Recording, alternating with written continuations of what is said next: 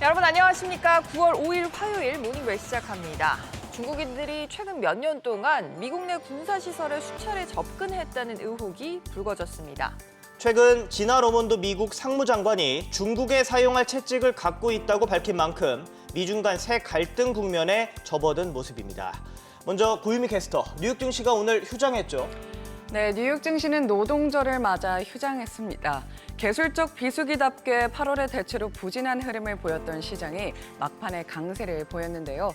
8월의 마지막 주였던 지난 한 주 동안에도 다우와 나스닥 지수는 각각 1.4%, 3.3% 오르며 지난 7월 이후 가장 높은 수익률을 기록했고요. S&P 500 지수는 2.5% 오르며 지난 6월 중순 이후 최고의 한 주를 보냈습니다. 그동안 여름 조정을 겪었던 뉴욕 증시가 다시 반등의 조짐을 보이고 있는 건데요. 9월에도 이와 같은 상승세를 이어갈 수 있을지 주목됩니다. 하루 휴장으로 이번 주는 짧은 한 주가 되겠지만 여름 휴가를 떠났던 월가의 투자자들이 대거 복귀하는 만큼 시장의 방향성이 잡히는 중요한 시기가 될 텐데요.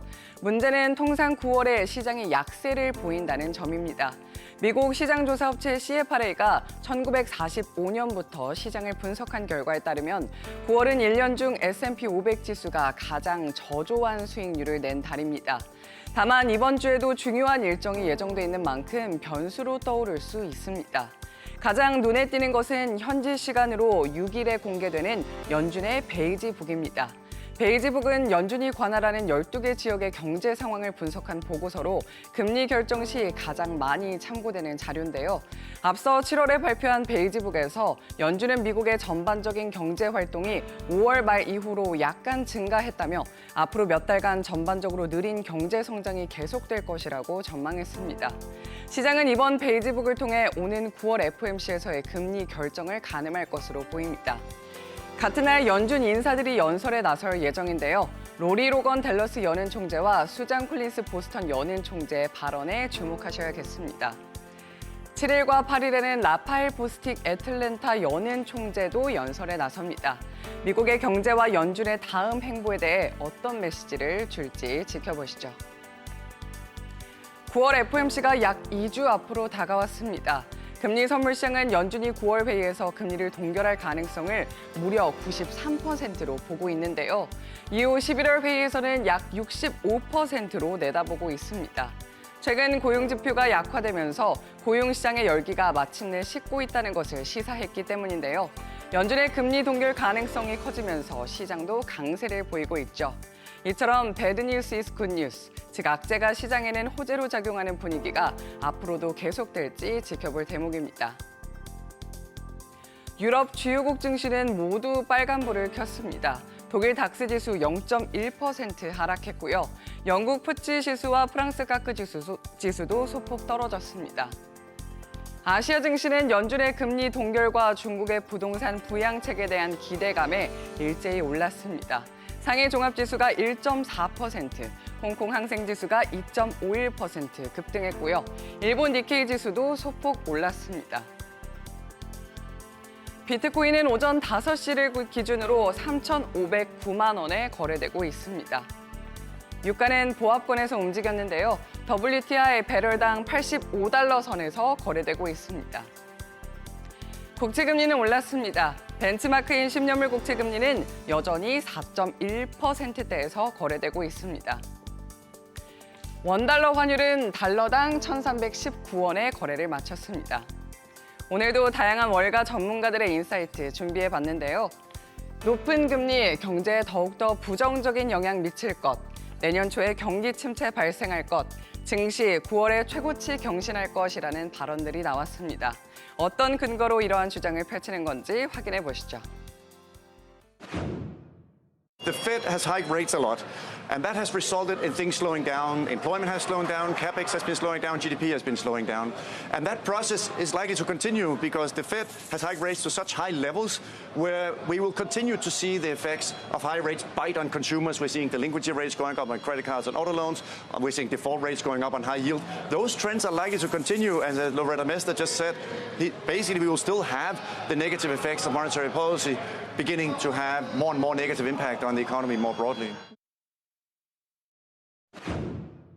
this was a bad enough jobs report that it means, indeed, I agree with Steve, the Fed is done, and we can celebrate that. This is a labor market that is softening, consistent with the recession early in 2024. And this is what happens. This time is not different. The Fed hikes, and about 18 months to 2 years later, you begin to see it in jobs. There's this view that it's a gentle softening and it's going to stabilize exactly at the level it needs to be. But economies have momentum, and it's very difficult to slow this train once we get to that level. We're not there yet, but we will probably get to a location that looks a lot like a recession. When you're up 17.5%, again, the first 7 months of the year, August usually bad. September, this terrible month we've been hearing about, is actually higher the last 4 times with some really good returns. One more on this, when you're up 10% for the year and down in August, like we are right now heading into September. The S&P has been higher 8 out of 10 times with some really strong returns. So we're not ignoring the seasonal weakness. We are saying, you know what, there's a setup. Maybe we can have a surprise September rally when no one expects it. 최근 부쩍 타협을 모색하는 듯 보였던 미중 간 관계가 다시 얼어붙을 조짐이 보이고 있습니다. 진화러몬도 미 상무장관이 추가 채찍이 준비됐다고 밝힌 데 이어 이번엔 미국 내 군사시설에 중국인이 접근했다는 의혹이 불거지고 있습니다. 취재기자 연결합니다. 송태희 기자. 네, 송태희입니다. 보안이 생명인 미국 내 군사시설에 중국인이 접근했다는 의혹이 불거지고 있죠.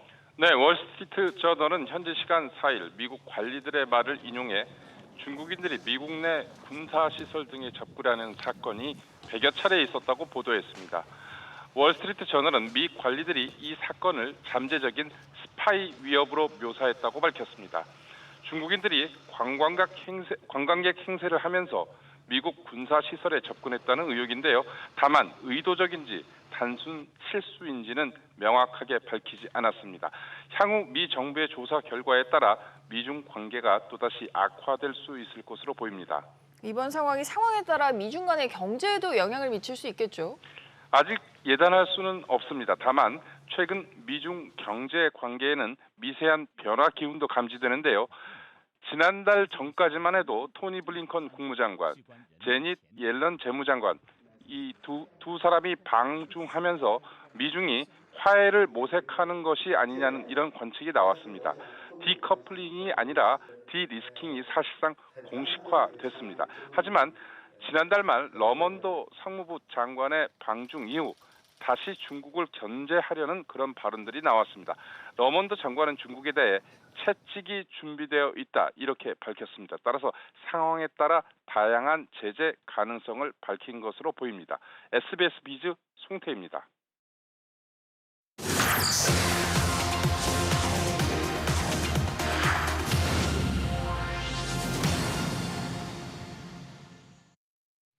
네, 기자가 콕 집어 전하는 뉴스픽입니다. 중국이 전기차와 배터리로 그야말로 승부수를 던지고 있습니다.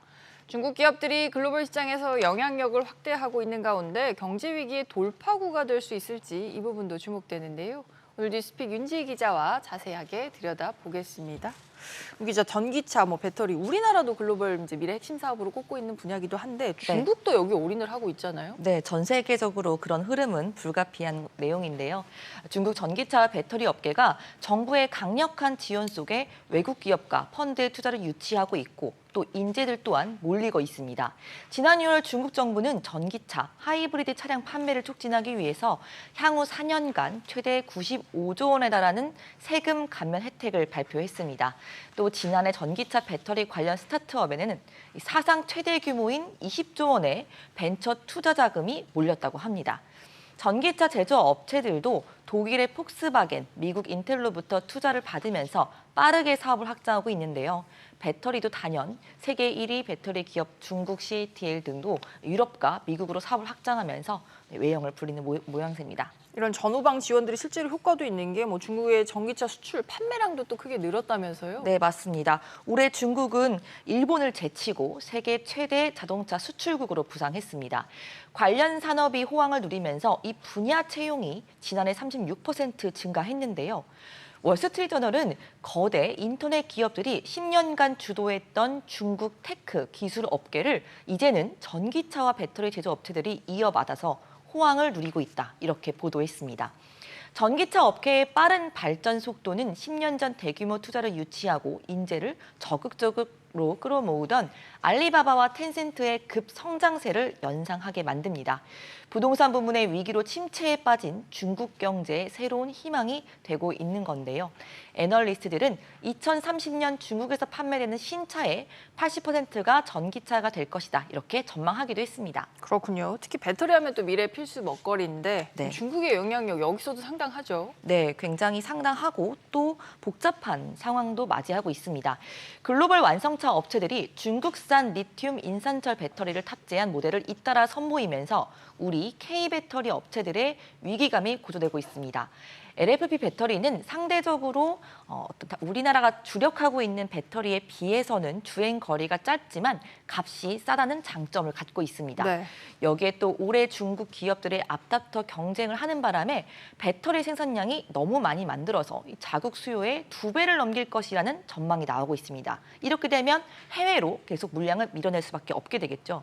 막대한 정부 보조금을 등에 업은 중국 배터리 업체가 물량을 낮은 가격으로 해외에 쏟아내게 되면 과거 태양광 패널 시장에서 벌어졌던 중국산 덤핑 사태가 배터리 산업에서도 재현될 수 있다는 우려가 나옵니다. 그만큼 글로벌 시장에 있는 파장이 굉장히 크다는 얘기인데요. 중국이 과거 철강, 알루미늄, 태양광 패널 시장을 장악했던 흐름처럼 해외 시장에서 중국산 저가 배터리의 물량 공세가 현실화할 것이다. 이런 우려까지 나오는 상황입니다. 말씀하신 것처럼 이렇게 많이 만들면 사실 중국도 손해가 아닐까요? 과잉 생산하면 뭐 가격 떨어지고 그럼 이익 떨어지고 뭐 이렇게 네. 부작용도 있을 것 같아요. 네, 맞습니다. 그래서 전반적인 이런 중국이 특기를 갖고 있는 물량 공세가 중국에 마냥 좋은 것만은 아니지 않을까라는 우려도 나오는데요. 또 요즘에 테슬라가 중국에서 가격 경쟁을 벌이면서 많은 중소전기차 업체들이 실제로 폐업이 속출하고 있습니다. 경쟁이 굉장히 치열해지고 있는 양상인데요. 지금은 중국 전기차가 굉장히 호황을 누리는 것처럼 보이지만 상황이 조금만 틀어져도 역풍은 더 클 수밖에 없겠죠. 중국이 물량 공세를 하고 있지만 결국 전기차 배터리 부문은 기술력이 핵심인데요. 미국과 우리나라의 경쟁력도 상당한 상황입니다. 알겠습니다. 오늘 뉴스픽 저희가 준비한 소식은 여기까지입니다. 잘 들었습니다. 중국이 미국의 견제에도 지난해 전기차 등 하이테크 분야에서 점유율을 늘리며 영향력을 더 키운 것으로 나타났습니다. 니움게이자의 신문에 따르면 지난해 전기차와 배터리용 소재 등 18개 품목에서 중국 기업의 점유율이 확대됐습니다. 중국의 약진은 전기차 관련 부분에서 가장 두드러졌습니다. 점유율 1위 기업은 테슬라였지만 2위와 3위, 5위를 각각 중국 비아디, 상하이 자동차, 또 지리 자동차가 차지했습니다. 부동산 관련주를 중심으로 중국 기업 주가가 안도 랠리를 펼쳤습니다. 블룸버그 통신에 따르면 비구이위안의 주가가 장중 한때 19% 넘게 오르고 룽우, 화룬, 헝다 등 부동산 관련 종목의 주가가 급등했습니다. 이는 중국 정부의 부동산 부양 조치와 함께 채무불이행, 디폴트 위기에 처했던 비구이위안의 회사채 만기 연장에 따른 것으로 풀이됩니다. 미국의 올해 회계연도 재정 적자 규모가 지난해 회계연도의 2배 수준으로 늘어날 것이란 전망이 나왔습니다. 현지 시간 3일 워싱턴 포스트에 따르면 직전 회계연도의 1조 달러, 우리 돈 1,321조 원 수준이었던 미국 재정 적자가 약 2조 달러, 우리나라 돈으로 2,642조 원으로 늘어날 전망이라고 밝혔습니다. 원인으론 부채에 대한 이자 지급 증가와 자산시장 부진에 따른 세수 감소가 꼽히고 있습니다. 일본 정부가 중국의 일본산 수산물 수입 금지로 판로가 좁아진 수산업계에 약 1,860억 원을 추가 지원하기로 했습니다. 교도통신에 따르면 기시다 후미오 총리는 노무라 데스로 농림수산상과 협의를 통해 이 같은 수산업 지원책을 발표했습니다. 이로써 일본 정부는 어민 지원에 약 8,070억 원을 투입하게 됩니다.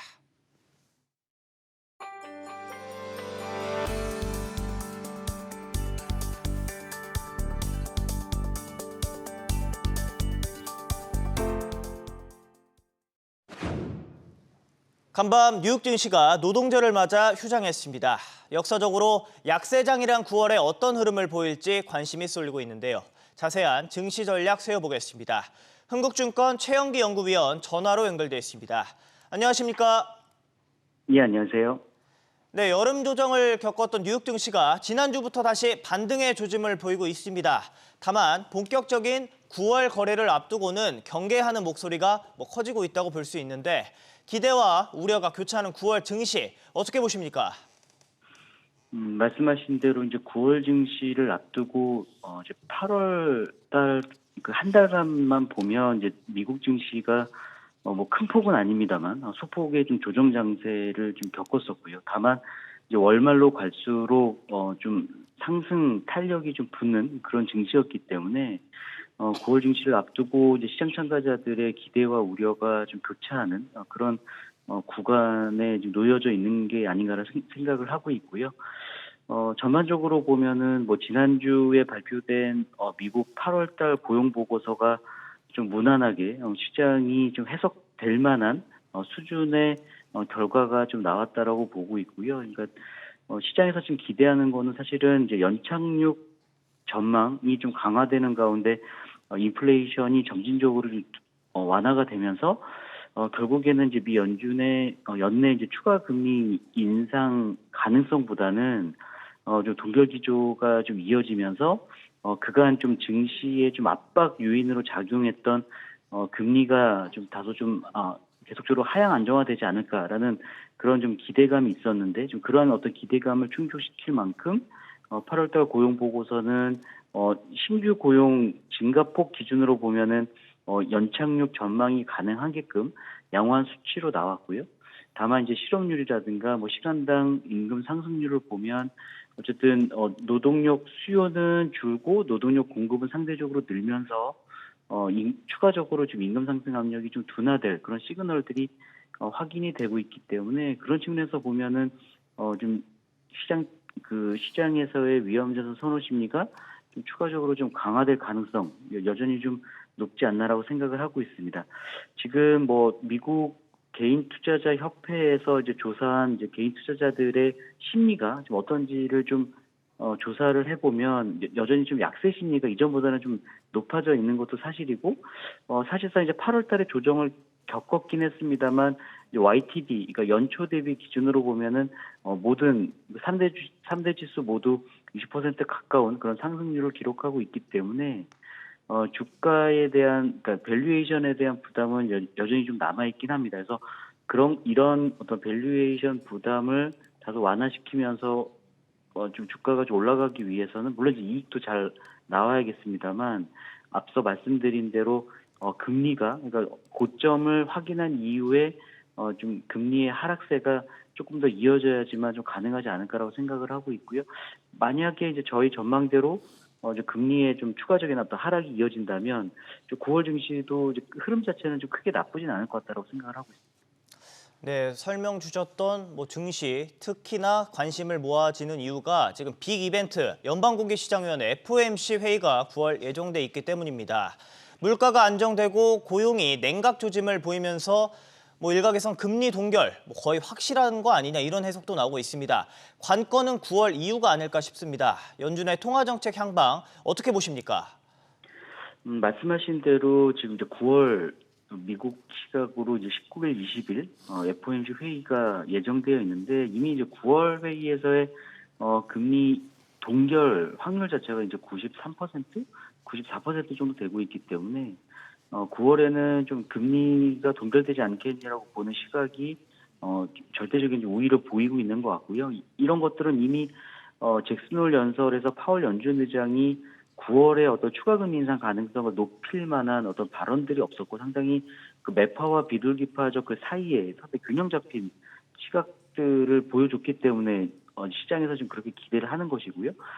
문제는 이제 그 연내에 남아있는 이제 11월 달, 12월 달에 이제 9월 달에 금리 인상이 쉰다 하더라도 11월 달에는 재차 이제 금리 인상을 할 수 있는 부분이 있기 때문에 시장이 조금 더 주목했던 거는 이제 11월인데 11월에도 이제 금리 동결 가능성이 지금 65% 수준으로 최근 들어서 꽤 올라왔습니다. 앞서 말씀드린 대로 이제 8월 달 고용 지표를 통해서 인플레이션이 추가적으로 완화될 가능성. 그러니까 파월 연준 의장이 그 최근에 인플레이션 압력이 높았던 이유 중에 하나가 노동시장의 어떤 타이트한 여건이 지속되고 있는 영향을 좀 얘기를 했었거든요. 근데 앞서 말씀드린 대로 이제 구인 수요는 계속적으로 줄어들고 있고 반면에 뭐 해외 이민자라든가 여성들의 경제활동 참가율이 올라오면서 즉 노동력 공급이 올라오면서 실업률이 좀 어쨌든 3.5%에서 4.8%로 올라온 부분 그리고 이제 이러한 그 노동시장의 타이트한 여건이 완화가 되면 결국에는 점진적으로 임금 상승률이 둔화될 가능성이 높기 때문에 그런 부분들을 좀 감안하면 현재로서는 11월 달에 이제 추가 금리 인상 가능성 자체가 좀 높아지진 않을 거라고 보고 있고요. 그렇게 보면은 이제 금리가 좀 점진적으로, 그러니까 큰 폭은 아니겠습니다만, 왜냐하면 추가 금리 인상 가능성이 남아있기 때문에. 하지만 이제 8월 달에 보여줬던 어떤 고점 부분은 이미 이제 확인한 이후에 소폭 레벨이 좀 아래쪽으로 내려가면서 좀 증시에는 좀 우호적으로 작용하지 않을까라고 보고 있습니다. 네, 9월에 이어 11월도 동결로 마침표를 찍을 수 있을지 지켜보겠습니다. 지금까지 흥국증권 최영기 연구위원이었습니다.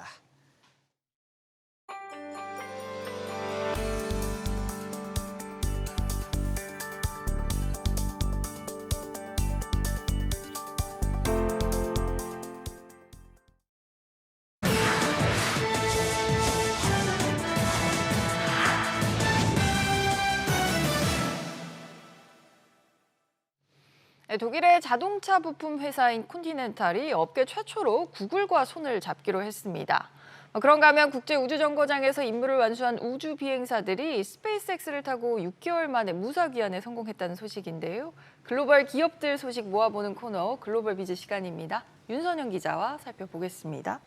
윤 기자, 자동차 부품사랑 구글이 그러니까 어떤 협력을 하는 걸까요? 네, 세계 3대 모터쇼인 IAA 모빌리티가 독일 뮌헨에서 열렸는데요. 여기서 콘티넨탈이 구글 클라우드 기능을 자동차 컴퓨터에 도입한다고 밝혔습니다. 차 안에 생성형 인공지능을 장착해서 쉽게 말해 운전자가 차와 대화를 할 수 있게 되는 겁니다. 예를 들어 트럭 운전자라면 화물이 제대로 실렸는지, 타이어 압력은 적절한지 차에 물어볼 수 있고요. 네. 또 낯선 지역에 갈 경우 현지에 가볼 만한 곳이라든지 어떤 정보든 질문하고 답을 받을 수 있는 시기입니다. 콘티넨탈은 이 같은 기능이 탑재된 제품을 1년 반 안에 생산할 수 있게 하겠다는 계획이고요. 이외에도 구글과 폭넓은 분야에서 협업을 이어가기로 했습니다. 차와 이렇게 대화할 수 있으면 뭐 운전 중에 졸음도 좀 많이 방지할 수 있지 않을까 싶기도 한데요. 현장 소식 하나 더 보죠. 벤츠가 전기차에 대해서 또 대대적인 비전을 내놨어요. 그렇습니다. 이 전기차 시장의 강자인 테슬라에 도전장을 냈다 이렇게 볼 수도 있는데요. 벤츠는 오는 2030년까지 모든 신차를 전기차로 바꾸겠다는 목표를 세우고 전기차 공략에 속도를 내고 있습니다. 이번에 이 테슬라의 모든 모델보다 주행거리가 긴 전기차 CLA 클래스 콘셉트카를 공개하면서 승부수를 던졌는데요. 내년 말에 양산을 한다는 목표입니다. 다만 유럽 시장에서의 전기차 판매는 조금 더 시간이 걸릴 것으로 언급했는데요. 올라 칼레니우스 벤츠 CEO는 유럽 전기차 시장이 최근 몇 년 크게 성장을 했지만 2030년까지 전차종 전기차 판매를 할 준비가 되지는 않을 것 같다라고 말했습니다. 알겠습니다. 금융권 소식도 있는데요.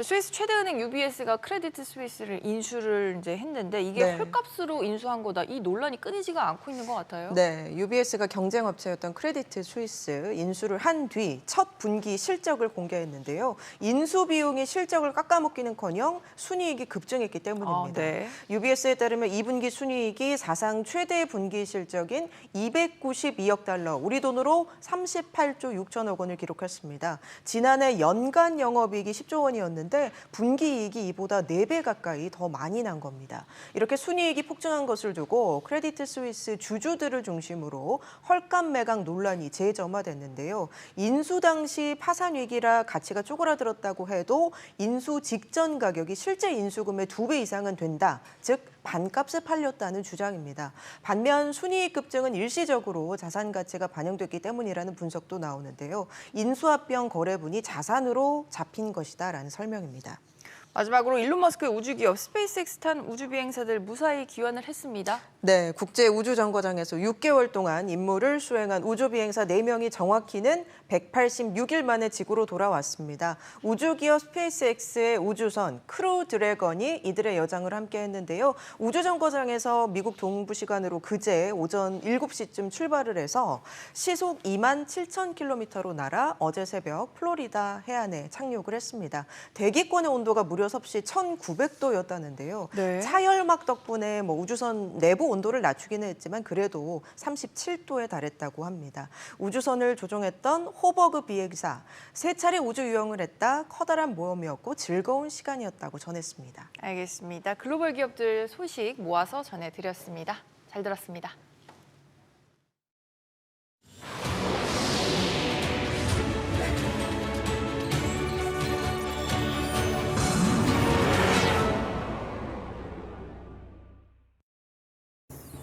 중국인들이 미국 내 군사시설에 접근했다는 의혹이 불거지면서 미중 간의 갈등이 다시 고조될 조짐을 보이고 있습니다. 월스트리트 저널은 최근 몇 년 동안 중국인들이 미국 군사시설에 접근한 사례가 100건에 달한다면서 미국은 이를 잠재적인 스파이 위협으로 보고 있다고 전했습니다. 조사 결과에 따라서 경제적으로 큰 영향을 미칠 것으로 예상됩니다. 윤석열 대통령이 오늘 아세안 관련 정상회의와 주요 20개국 G20 정상회의 참석을 위해서 인도네시아 순방길에 오릅니다. 시진핑 중국 국가주석이 G20 정상회의에 불참할 것으로 예상되면서 한중 정상회담을 당장 기대하기는 어렵게 됐습니다. 김정은 북한 국무위원장이 이달 러시아를 방문해서 블라디미르 푸틴 러시아 대통령과 만나 무기 거래 문제를 논의할 것이라고 알려졌습니다. 미 국무부는 북한과 러시아의 무기 거래는 유엔 안보리 결의를 위반하는 것으로 즉각 중단해야 한다고 밝혔습니다. 공정거래위원회가 CJ 지주사와 CGV, 푸드빌 등 CJ 계열사들이 부당하게 자금을 지원한 혐의를 포착하고 본격적인 조사에 들어갔습니다. 공정위는 CJ그룹이 총수익 스워프 계약을 체결해서 계열사들의 자금을 부당 지원한 정황을 포착한 것으로 알려졌습니다. 오늘 전국 곳곳에 소나기가 오겠고 후텁지근한 늦더위가 기승을 부리겠습니다. 강원 영동은 오전까지, 경기 북부 지역은 늦은 오후부터 저녁 사이 소나기가 내리겠습니다.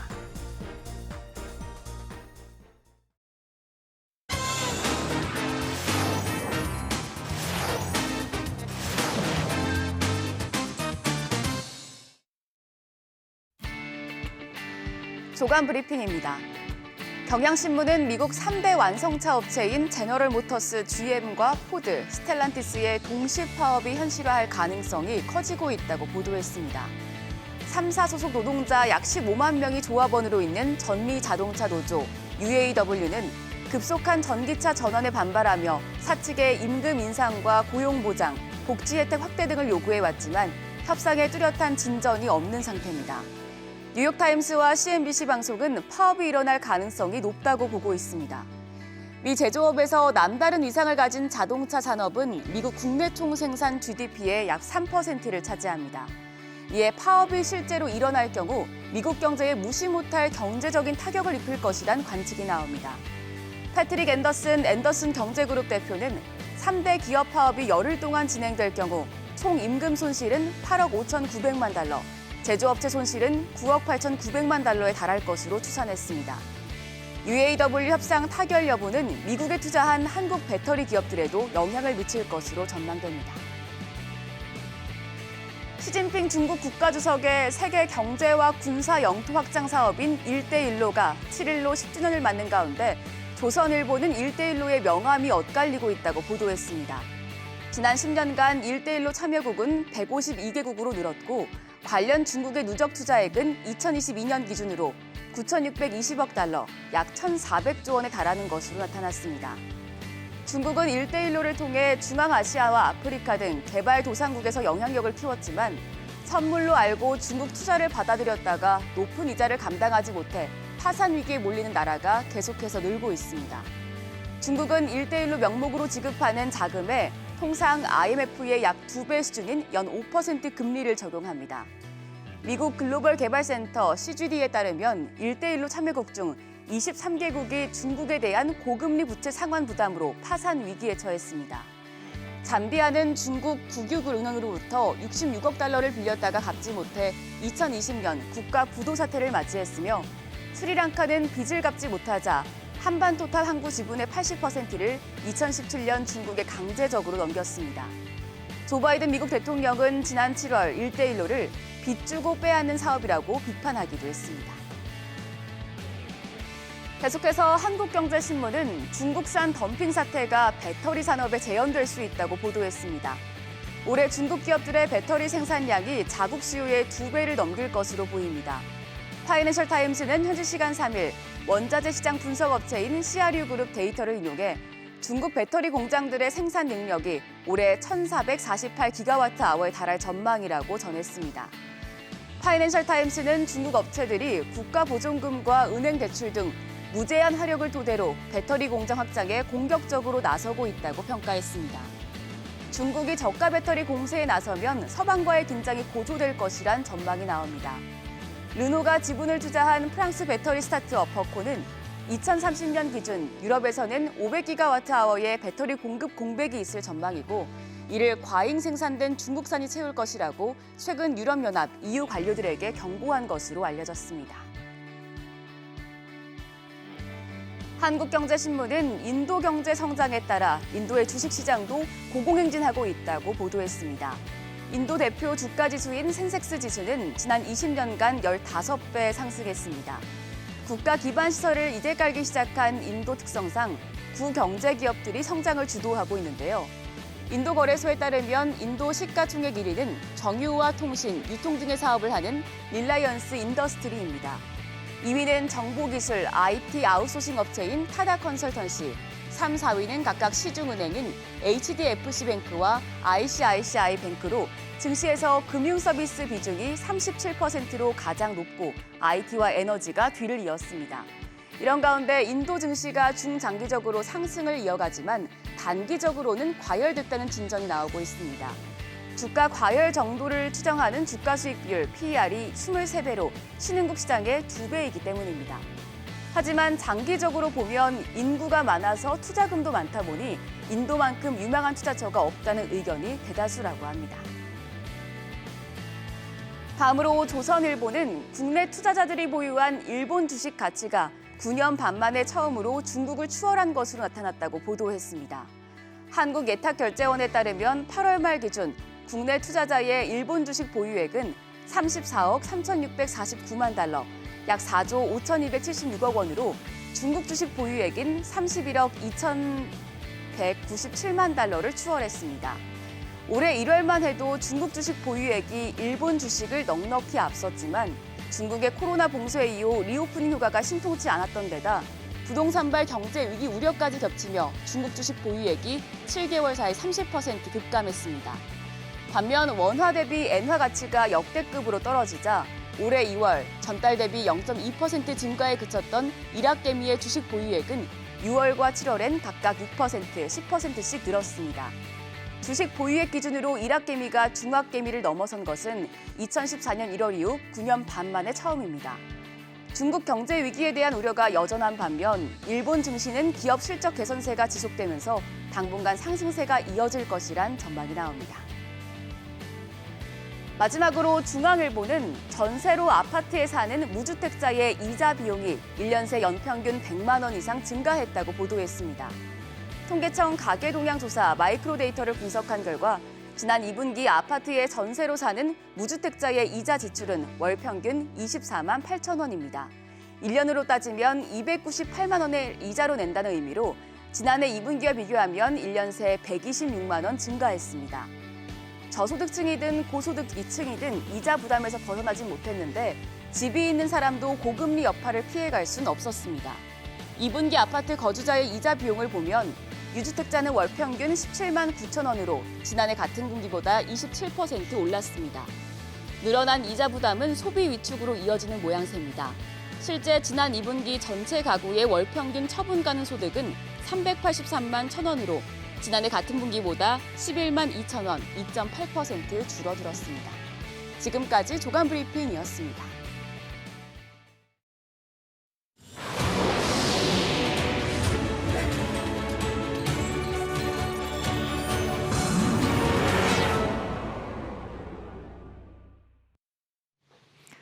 세계 3대 모터쇼로 꼽히는 독일 뮌헨 모터쇼가 개막한 가운데 삼성과 LG가 이 자리에 선을 보입니다. 현대차는 참석하지 않는 모터쇼에 두 기업이 참석한 이유는 뭘까요? 내연기관에서 전기차로 자동차의 패러다임이 바뀌고 있기 때문인데요.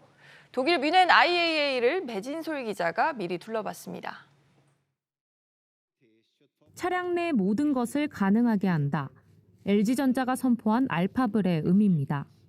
And LG, with innovative vehicle solutions, is more than committed to this important mission because this is what we are specialized in, and this is part of our DNA to realize our earnest. 자동차를 개인화된 디지털 공간으로 보고 운전자에게 탐험하고 휴식할 수 있는 공간을 만들겠다는 겁니다. 사업 확대를 위해 LG 마그나는 헝가리에 26,000제곱미터 규모의 전기차 부품 신규 공장을 짓습니다. 폭스바겐, BMW, 벤츠 등 유럽 완성차 업체와 B2B 사업을 강화할 예정입니다. 반도체, 배터리, 디스플레이, 전장 분야의 삼성연합군도 독일에 상륙했습니다. 삼성전자는 메모리, 시스템 LSI, 파운드리에서 차량용 반도체 라인업을, 삼성 SDI는 고성능 LFP 배터리를 공개했습니다. 삼성 디스플레이는 BMW 미니 신차에 탑재될 지름 9.4인치 원형 디스플레이를 선보였습니다. 전 시장을 둘러본 최재원 SK그룹 수석 부회장은 기술력에 감탄했습니다. 메모리 칩 같은 것도 굉장히 전기차에 맞춰져서 발달되는 것 같고 다른 배터리 업계도 굉장히 많이 발달하고 있는 것 같습니다. 시장에서는 글로벌 전장 부품 시장 규모가 스마트폰 부품 시장을 뛰어넘을 것으로 보고 있습니다. 전기차 시대가 성큼 다가오면서 반도체, 디스플레이 등 기존 전자업계의 주력 상품도 자동차로 빠르게 옮겨가고 있습니다. 독일 뮌헨 IAA에서 SBS 비즈 배진솔입니다. 공정거래위원회가 CJ 계열사들이 서로 부당하게 자금을 지원한 혐의를 포착하고 본격적인 조사에 착수했습니다. 공정위는 어제 CJ 지주회사, CGV, CJ 푸드빌딩의 기업 집단 감시국 소속 조사관 10여 명을 보내서 현장 조사를 벌였습니다. 공정위는 CJ그룹이 총수익 스와프 TRS 계약을 통해서 계열사들의 부당한 방법으로 자금을 지원한 정황을 포착한 것으로 알려졌습니다. 오늘은 전국 곳곳에 소나기가 오겠고 후텁지근한 늦더위가 기승을 부리겠습니다. 강원 영동은 오전까지, 경기 북부 지역은 늦은 오후부터 저녁 사이 소나기가 내리겠습니다. 일부 지역에는 천둥과 번개를 동반한 시간당 30mm 내외의 강한 비가 내리겠습니다. 아침 최저 기온은 20에서 24도, 낮 최고 기온은 25에서 32도로 예보됐습니다.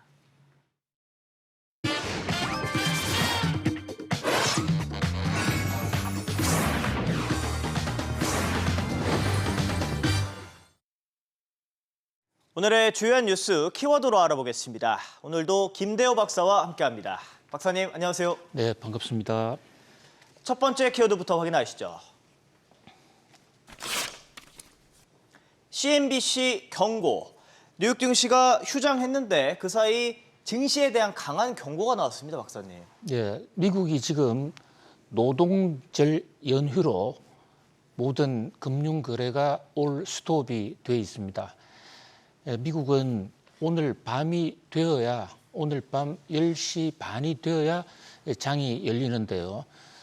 이제 이런 잠시 쉬어가는 시간 동안에 미국의 각종 분석가들, 또 월스트리트 저널이나 CNBC 같은 이런 언론들이 지금 현재 뉴욕 증시에 대해서 진단, 전망들을 하고 있는 특집 기사들을 잇따라 내고 있는데요. 자, 우선 월스트리트 저널의 보도를 보면요. 조마조마하다, 조마조마한 마음으로 이 노동절 이후를 맞고 있다. 이렇게 대서 특비를 하고 있습니다. 또 CNBC는 이번 달 주식 투자는 위험할 수 있다. 좀 더 자극적이죠. 이런 보도를 하고 있거든요. 이렇게 월스트리트 저널과 CNBC가 뉴욕 증시에 대해서 좀 경계를 하고 있는 것은 우선 첫 번째, 밸류에이션이 너무 높다라는 사실입니다. 현재 지금 S&P를 기준으로 올 들어 뉴욕 증시가 18% 올랐거든요. 많이 올랐죠.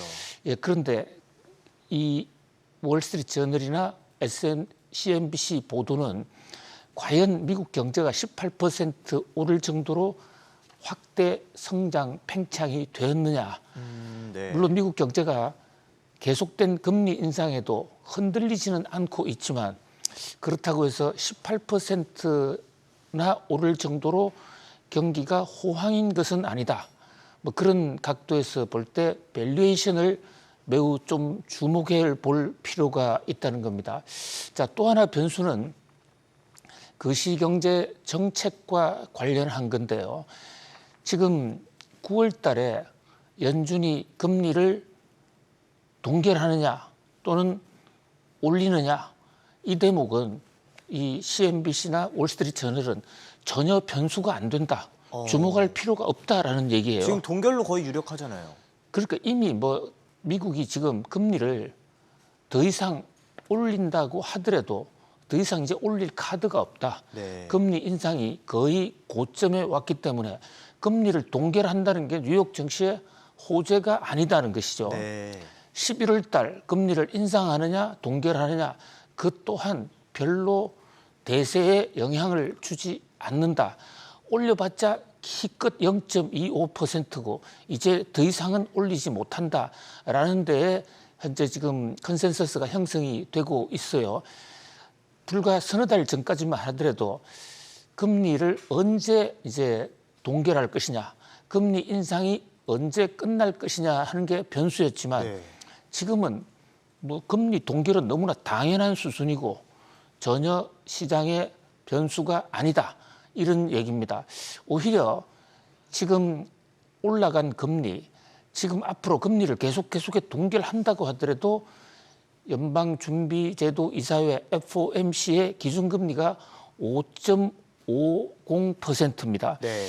이것은 2007년도, 8년도 당시에 그 당시에 글로벌 금융위기 당시에 최고금리보다도 훨씬 높은 수준이거든요. 자, 속담에 금리 앞에 장사 없다라는 얘기가 있습니다.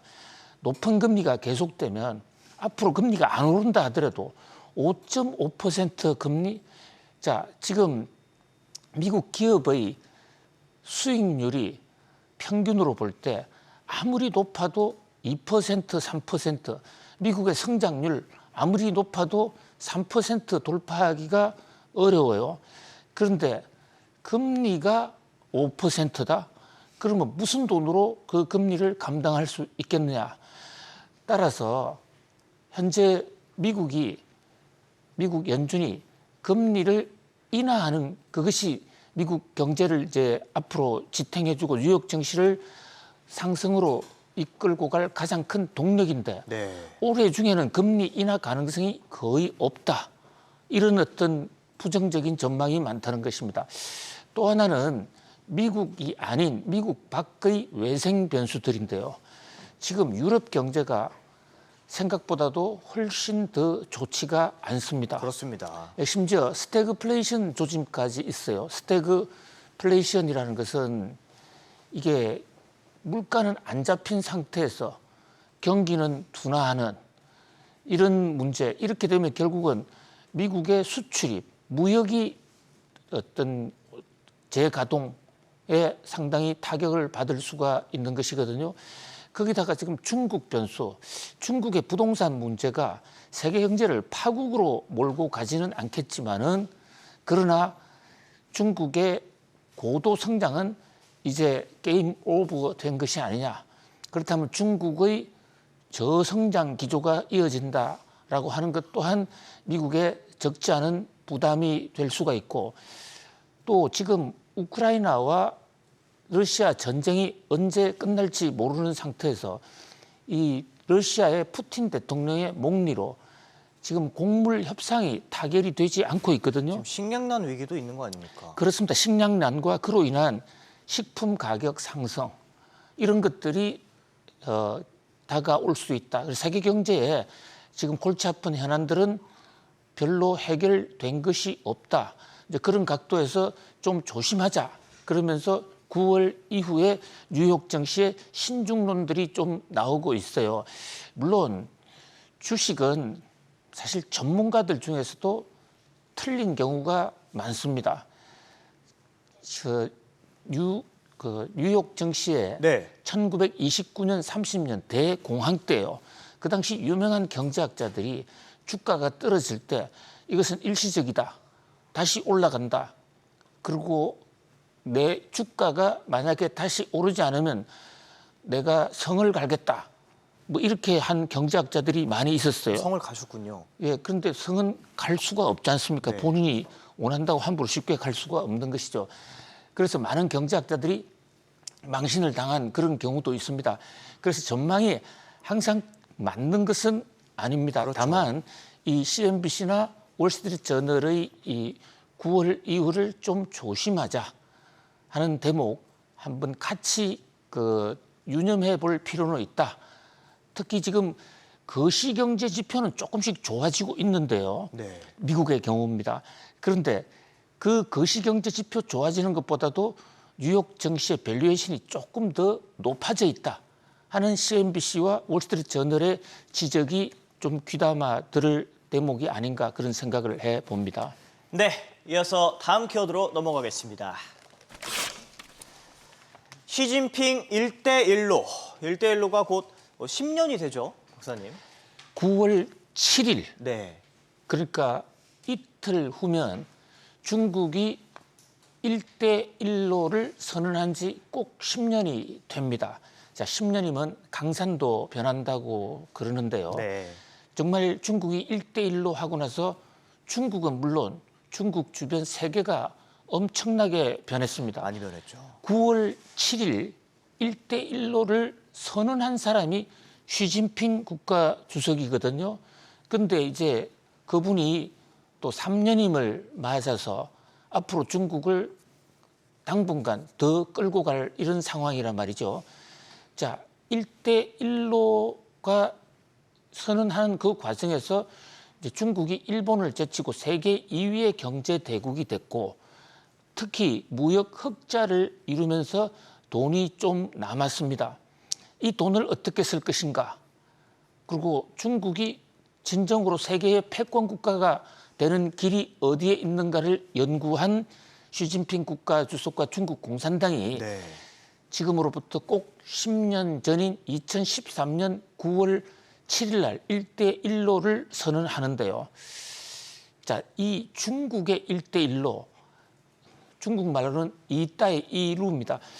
과거의 중국 비단길을 연결하자 이러는데 중국 비단길이라는 게 중국 북서쪽에서 서역을 연결하는 길입니다. 자, 때는 중국의 한나라, 중국 사람들이 가장 자존심을 갖고 있는 사실상의 중국의 최초 통일국가라고 생각하는 한나라가 네. 통일을 했습니다마는 바로 북쪽에 있는 흉노족이 유목민족이었습니다마는 군사력이 중국보다 훨씬 더 강했습니다. 수시로 쳐들어오니까 이 흉노족이 무서워서 그래서 만리장성을 세우게 되거든요. 네. 만리장성만으로도 부족해서 장근이라는 사람, 장근이라는 그 유명한 중국에서 가장 추앙받는 외교관이 있습니다. 군인이자 외교관인데 이 사람을 서역으로 보냅니다. 왜 서역으로 보냈냐면요. 네. 흉노가 내분이 일어나서 흉노의 형 동생이 싸움을 이뤄서 월지국이라는 나라가 흉노에서 갈라집니다. 그런데 동생이 싸움에 져서 서쪽으로 도망을 가거든요. 중국 사람들 생각은 적의 적은 내 친구다. 그래서 흉노에게 쫓겨간 월지국을 찾아간 거예요. 교역하러 간 게 아닙니다. 예. 그래서 월지국을 찾아가서 우리 흉노가 같이 원수니까 같이 치자. 그런데 월지국은 우리는 전쟁에 관심이 없다. 네. 그래서 응하질 않아요. 그래서 흉노를 토벌한다는 중국의 구상은 뜻을 이루지 못했습니다. 그런데 간 김에 장을 본다고 가서 보니까 중국의 비단을 팔 수 있는 시장이 있다. 또 서역에서 많은 새 제품을 들여올 수 있다. 그래서 이른바 비단길이라는 걸 만들고 거기서 중국의 경제적 국력이 엄청나게 커집니다. 왜 이 얘기를 말씀드리냐면 중국의 1대1로가 어디서 나왔느냐. 바로 한나라 무제 때 장근이 개척한 비단길에서 나왔는데요. 그 비단길의 취지가 적의 적을 동원해서 중국을 보호하고 중국을 패권 국가로 만들자는 것이거든요. 네. 지금 이 시대의 중국의 적은 어디냐? 미국이죠. 한마디로 미국입니다. 예. 네.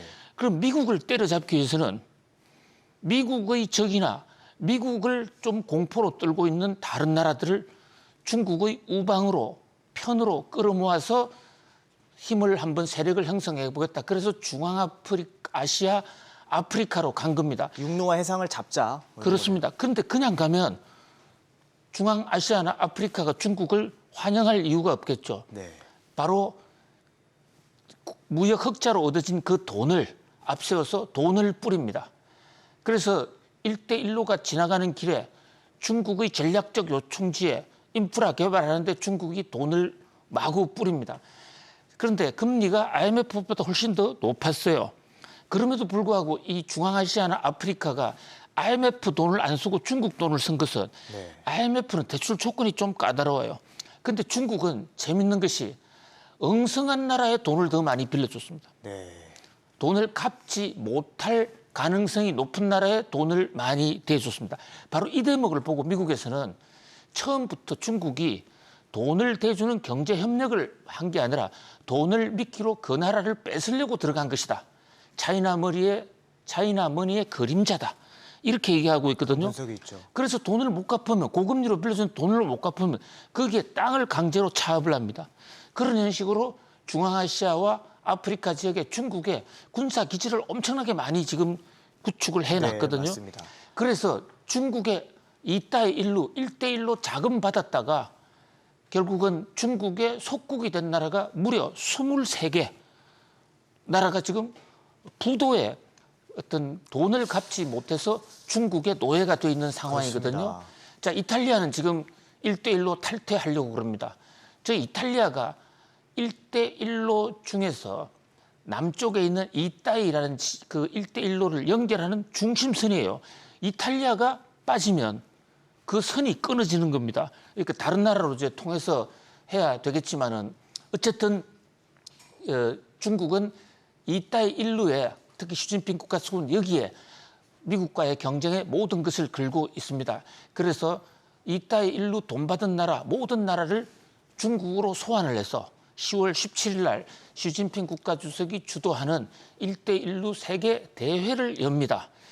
자, 지금 G20 인도에서 열리는 정상회담 시진핑 국가주석 가지도 않고 지금 오히려 1대1루에 올인하는 형태거든요.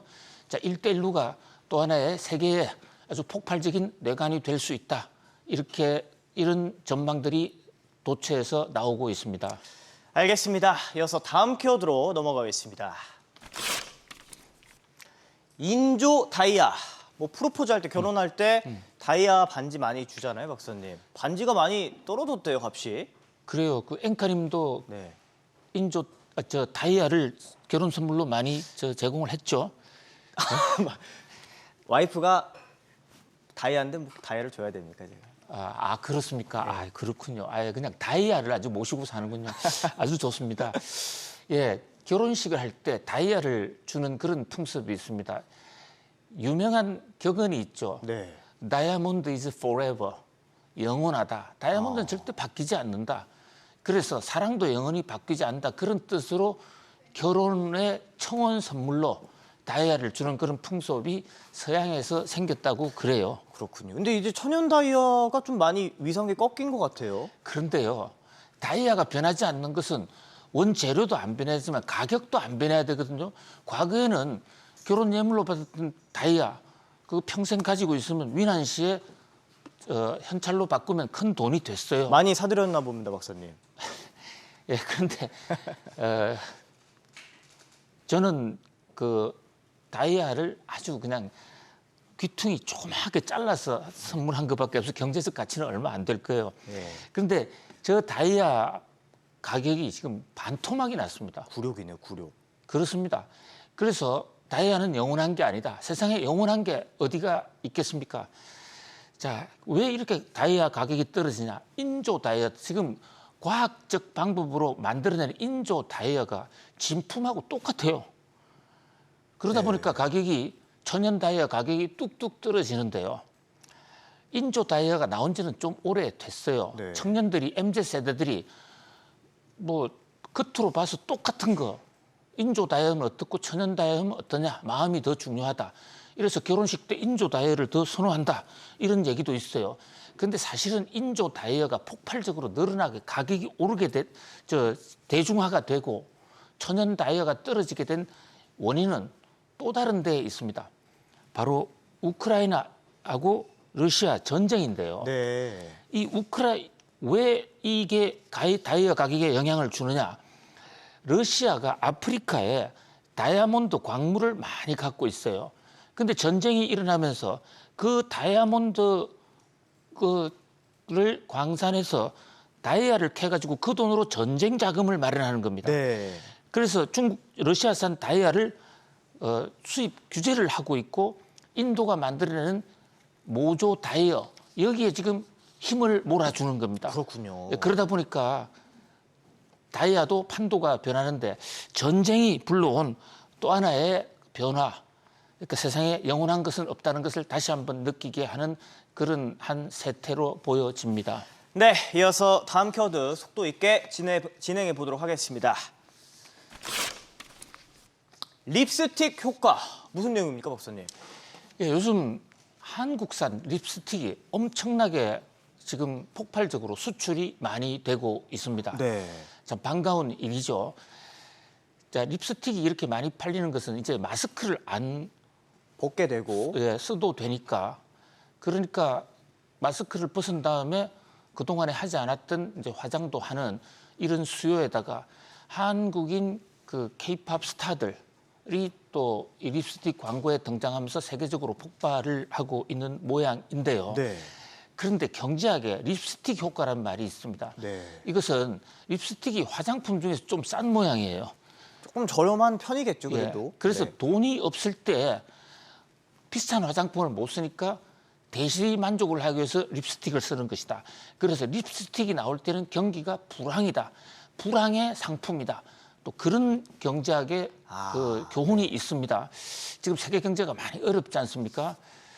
그래서 립스틱이 많이 팔리는 게 그렇게 썩 좋지만은 않은 그런 상황인데요. 그러나 우리 화장품 업계들은 그런 어떤 립스틱 효과라는 과거의 어떤 옛말에 국한되지 않고 이번 립스틱 판매 확대를 화장품 전체의 어떤 폭발적인 장세로 이어가 보길 그런 지혜를 발휘해 주길 기대해 봅니다. 네, 잘 들었습니다. 이어서 오늘의 마지막 키워드 보겠습니다. 돌아오라 유커. 정부가 유커를 위해 대대적인 관광객 유치 작전에 나섰습니다. 예, 유커가 한때 많이 올 때는 한 해 800만 명이었는데 작년 같은 경우에는 20만 명 정도로 뚝 떨어졌습니다. 네. 중국 단체 관광이 재개가 일단 됐고 문화체육부가 이제 중국인 관광객들을 위해서 단체 비자 수수료도 면제하기로 했습니다. 적극적으로 환영한다는 얘기죠. 자, 그런데 이제 문제는 이 중국 사람들을 유치하는 것 못지않게 국내에 관광 인프라, 호텔 또는 또 백화점 이런 시설도 코로나 때 많이 위축이 돼 있거든요. 네. 이 동시에 국내 인프라도 동시에 까는 그런 노력도 병행해야 된다. 그런 지적도 함께 나오고 있습니다. 알겠습니다. 지금까지 오늘의 키워드 CNBC 경고, 시진핑 1대1로 인조다이아 립스틱 효과, 돌아오라 유커 짚어봤습니다. 오늘 고맙습니다, 박사님. 감사합니다.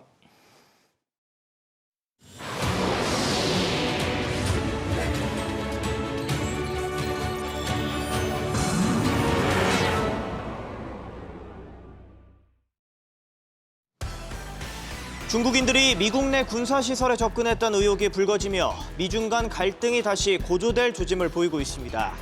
월스트리트 저널은 최근 몇 년간 중국인들이 미국 군사시설 등에 접근한 사례가 100건에 달한다며 미국은 이를 잠재적인 스파이 위협으로 보고 있다고 전했습니다. 조사 결과에 따라 경제적으로도 영향을 미칠 것으로 보입니다. 윤석열 대통령이 오늘 아세안 관련 정상회의와 주요 20개국 G20 정상회의 참석을 위해 인도네시아 순방길에 오릅니다. 시진핑 중국 국가주석이 G20 정상회의에 불참할 것으로 예상되면서 한중 정상회담을 당장 기대하긴 어렵게 됐습니다. 김정은 북한 국무위원장이 이달 러시아를 방문해 블라디미르 푸틴 러시아 대통령과 만나 무기 거래 문제를 논의할 것으로 알려졌습니다. 미국 국무부는 북한과 러시아의 무기 거래는 유엔 안보리 결의를 위반하는 것으로 즉각 중단해야 한다고 밝혔습니다. 공정거래위원회가 CJ 지주사와 CGV, CJ 푸드빌 등 CJ 계열사들이 부당하게 자금을 지원한 혐의를 포착하고 본격적인 조사에 나섰습니다. 공정위는 CJ그룹이 총수익 스와프 계약을 통해 계열사의 자금을 부당 지원한 정황을 포착한 것으로 전해졌습니다. 오늘 전국 곳곳에 소나기가 오겠고 후텁지근한 늦더위가 기승을 부리겠습니다. 강원 영동은 오전까지, 경기 북부 지역은 늦은 오후부터 저녁까지 소나기가 내리겠습니다. 네, 화요일 아침 모닝벨 2부 시작합니다. 중국인들이 최근 몇 년 동안 미국 내 군사시설에 수차례 접근했다. 이런 의혹이 불거졌습니다. 최근 진화 러먼도 미국 상무장관이 중국에 사용할 채찍을 갖고 있다고 밝힌 만큼 미중 간 갈등이 새 국면에 접어들었다는 평가가 나옵니다. 먼저 고유미 캐스터, 뉴욕 증시가 오늘 휴장했죠. 네, 뉴욕 증시는 노동절을 맞아 휴장했습니다. 계절적 비수기답게 8월에 대체로 부진한 흐름을 보였던 시장이 막판에 강세를 보였는데요. 8월의 마지막 주였던 지난 한 주 동안에도 다우와 나스닥 지수는 각각 1.4%, 3.3% 오르며 지난 7월 이후 가장 높은 수익률을 기록했고요. S&P 500 지수는 2.5% 오르며 지난 6월 중순 이후 최고의 한 주를 보냈습니다. 그동안 여름 조정을 겪었던 뉴욕 증시가 다시 반등의 조짐을 보이고 있는 건데요. 9월에도 이와 같은 상승세를 이어갈 수 있을지 주목됩니다. 하루 휴장으로 이번 주는 짧은 한 주가 되겠지만 여름 휴가를 떠났던 월가의 투자자들이 대거 복귀하는 만큼 시장의 방향성이 잡히는 중요한 시기가 될 텐데요. 문제는 통상 9월에 시장이 약세를 보인다는 점입니다. 미국 시장조사업체 CFRA가 1945년부터 시장을 분석한 결과에 따르면 9월은 1년 중 S&P 500 지수가 가장 저조한 수익률을 낸 달입니다. 다만 이번 주에도 중요한 일정이 예정돼 있는 만큼 변수로 떠오를 수 있습니다. 가장 눈에 띄는 것은 현지 시간으로 6일에 공개되는 연준의 베이지북입니다. 베이지북은 연준이 관할하는 12개 지역의 경제 상황을 분석한 보고서로 금리 결정 시에 가장 많이 참고되는 자료인데요. 앞서 7월에 발표한 베이지북에서 연준은 미국의 전반적인 경제 활동이 5월 말 이후로 약간 증가했다며 앞으로 몇 달간 전반적으로 느린 경제 성장이 계속될 것이라고 전망했습니다. 시장은 이번 베이지북을 통해 오는 9월 FOMC에서의 금리 결정을 가늠할 것으로 보입니다. 같은 날 연준 인사들이 연설에 나설 예정인데요. 로리 로건 댈러스 연은 총재와 수잔 콜린스 보스턴 연은 총재의 발언에 주목하셔야겠습니다. 7일과 8일에는 라파엘 보스틱 애틀랜타 연은 총재도 연설에 나섭니다. 미국의 경제와 연준의 다음 행보에 대해 어떤 메시지를 줄지 지켜보시죠. 9월 FOMC가 약 2주 앞으로 다가왔습니다. 금리 선물 시장은 연준이 9월 회의에서 금리를 동결할 가능성을 무려 93%로 보고 있는데요. 이후 11월 회의에서는 약 65%로 내다보고 있습니다. 최근 고용 지표가 약화되면서 고용 시장의 열기가 마침내 식고 있다는 것을 시사했기 때문인데요. 연준의 금리 동결 가능성이 커지면서 시장도 강세를 보이고 있죠. 이처럼 bad news is good news, 즉 악재가 시장에는 호재로 작용하는 분위기가 앞으로도 계속될지 지켜볼 대목입니다. 유럽 주요국 증시는 모두 빨간불을 켰습니다. 독일 닥스 지수 0.1% 하락했고요. 영국 푸시 지수와 프랑스 까크 지수도 소폭 떨어졌습니다. 아시아 증시는 연준의 금리 동결과 중국의 부동산 부양책에 대한 기대감에 일제히 올랐습니다. 상해 종합지수가 1.4%, 홍콩 항생지수가 2.51% 급등했고요. 일본 니케이 지수도 소폭 올랐습니다. 비트코인은 오전 6시를 기준으로 3,494만 원에 거래되고 있습니다. 다음으로 유가도 확인해 보시죠. WTI 배럴당 85달러 선에서 거래되고 있습니다. 국채금리는 올랐습니다. 벤치마크인 10년물 국채금리 여전히 4.1%대에서 거래되고 있습니다. 원달러 환율은 달러당 1,319원에 거래를 마쳤습니다. 오늘도 다양한 월가 전문가들의 인사이트 준비해봤는데요. 높은 금리, 경제에 더욱더 부정적인 영향 미칠 것, 내년 초 경기 침체 발생할 것, 증시 9월에 최고치 경신할 것이라는 발언들이 나왔습니다. 어떤 근거로 이러한 주장을 펼치는 건지 확인해 보시죠. The Fed has hiked rates a lot, and that has resulted in things slowing down. Employment has slowed down, capex has been slowing down, GDP has been slowing down. And that process is likely to continue because the Fed has hiked rates to such high levels where we will continue to see the effects of high rates bite on consumers. We're seeing delinquency rates going up on credit cards and auto loans. We're seeing default rates going up on high yield. Those trends are likely to continue, and as Loretta Mester just said, basically we will still have the negative effects of monetary policy beginning to have more and more negative impact on the economy more broadly. This was a bad enough jobs report that it means, indeed, I agree with Steve, the Fed is done, and we can celebrate that. This is a labor market that is softening, consistent with a recession early in 2024. And this is what happens. This time is not different. The Fed hikes, and about 18 months to 2 years later, you begin to see it in jobs. There's this view that it's a gentle softening and it's going to stabilize exactly at the level it needs to be. But economies have momentum, and it's very difficult to slow this train once we get to that level. We're not there yet, but we will probably get to a location that looks a lot like a recession. When you're up 17.5%, again, the first 7 months of the year, August usually bad. September, this terrible month we've been hearing about, is actually higher the last 4 times with some really good returns. One more on this, when you're up 10% for the year and down in August, like we are right now heading into September. The S&P has been higher 8 out of 10 times with some really strong returns. So we're not ignoring the seasonal weakness. We are saying, you know what, there's a setup. Maybe we can have a surprise September rally when no one expects it. 최근 부쩍 타협을 모색하는 듯 보였던 미중 간 관계가 다시 얼어붙을 조짐이 보이고 있습니다. 진화러몬도 미 상무장관이 추가 채찍이 준비됐다고 밝힌 데 이어 이번엔 미국 내 군사시설에 중국인이 접근했다는 의혹이 불거지고 있습니다. 취재기자 연결합니다. 송태희 기자. 네, 송태희입니다. 보안이 생명인 미국 내 군사시설에 중국인이 접근했다는 의혹이 불거지고 있죠. 네, 월스트리트 저널은 현지 시간 4일 미국 관리들의 말을 인용해 중국인들이 미국 내 군사시설 등에 접근하는 사건이 100여 차례 있었다고 보도했습니다. 월스트리트 저널은 미 관리들이 이 사건을 잠재적인 스파이 위협으로 묘사했다고 밝혔습니다. 중국인들이 관광객 행세를 하면서 미국 군사시설에 접근했다는 의혹인데요. 다만 의도적인지 단순 실수인지는 명확하게 밝히지 않았습니다. 향후 미 정부의 조사 결과에 따라 미중 관계가 또다시 악화될 수 있을 것으로 보입니다. 이번 상황에 따라 미중 간의 경제에도 영향을 미칠 수 있겠죠? 아직 예단할 수는 없습니다. 다만 최근 미중 경제 관계에는 미세한 변화 기운도 감지되는데요. 지난달 전까지만 해도 토니 블링컨 국무장관, 제닛 옐런 재무장관 이 두 사람이 방중하면서 미중이 화해를 모색하는 것이 아니냐는 이런 관측이 나왔습니다.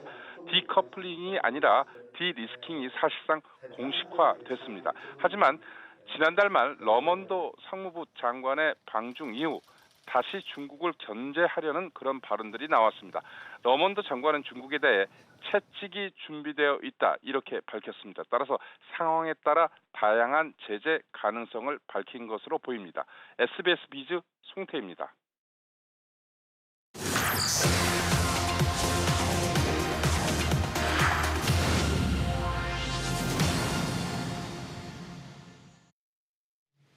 기자가 콕 집어 전하는 뉴스픽입니다. 중국이 전기차와 배터리로 그야말로 승부수를 던지고 있습니다. 중국 기업들이 글로벌 시장에서 영향력을 확대해가고 있는 가운데 경제 위기의 돌파구가 될 수 있을지 주목되는데요. 오늘 뉴스픽 윤지희 기자와 이 소식들 살펴보겠습니다.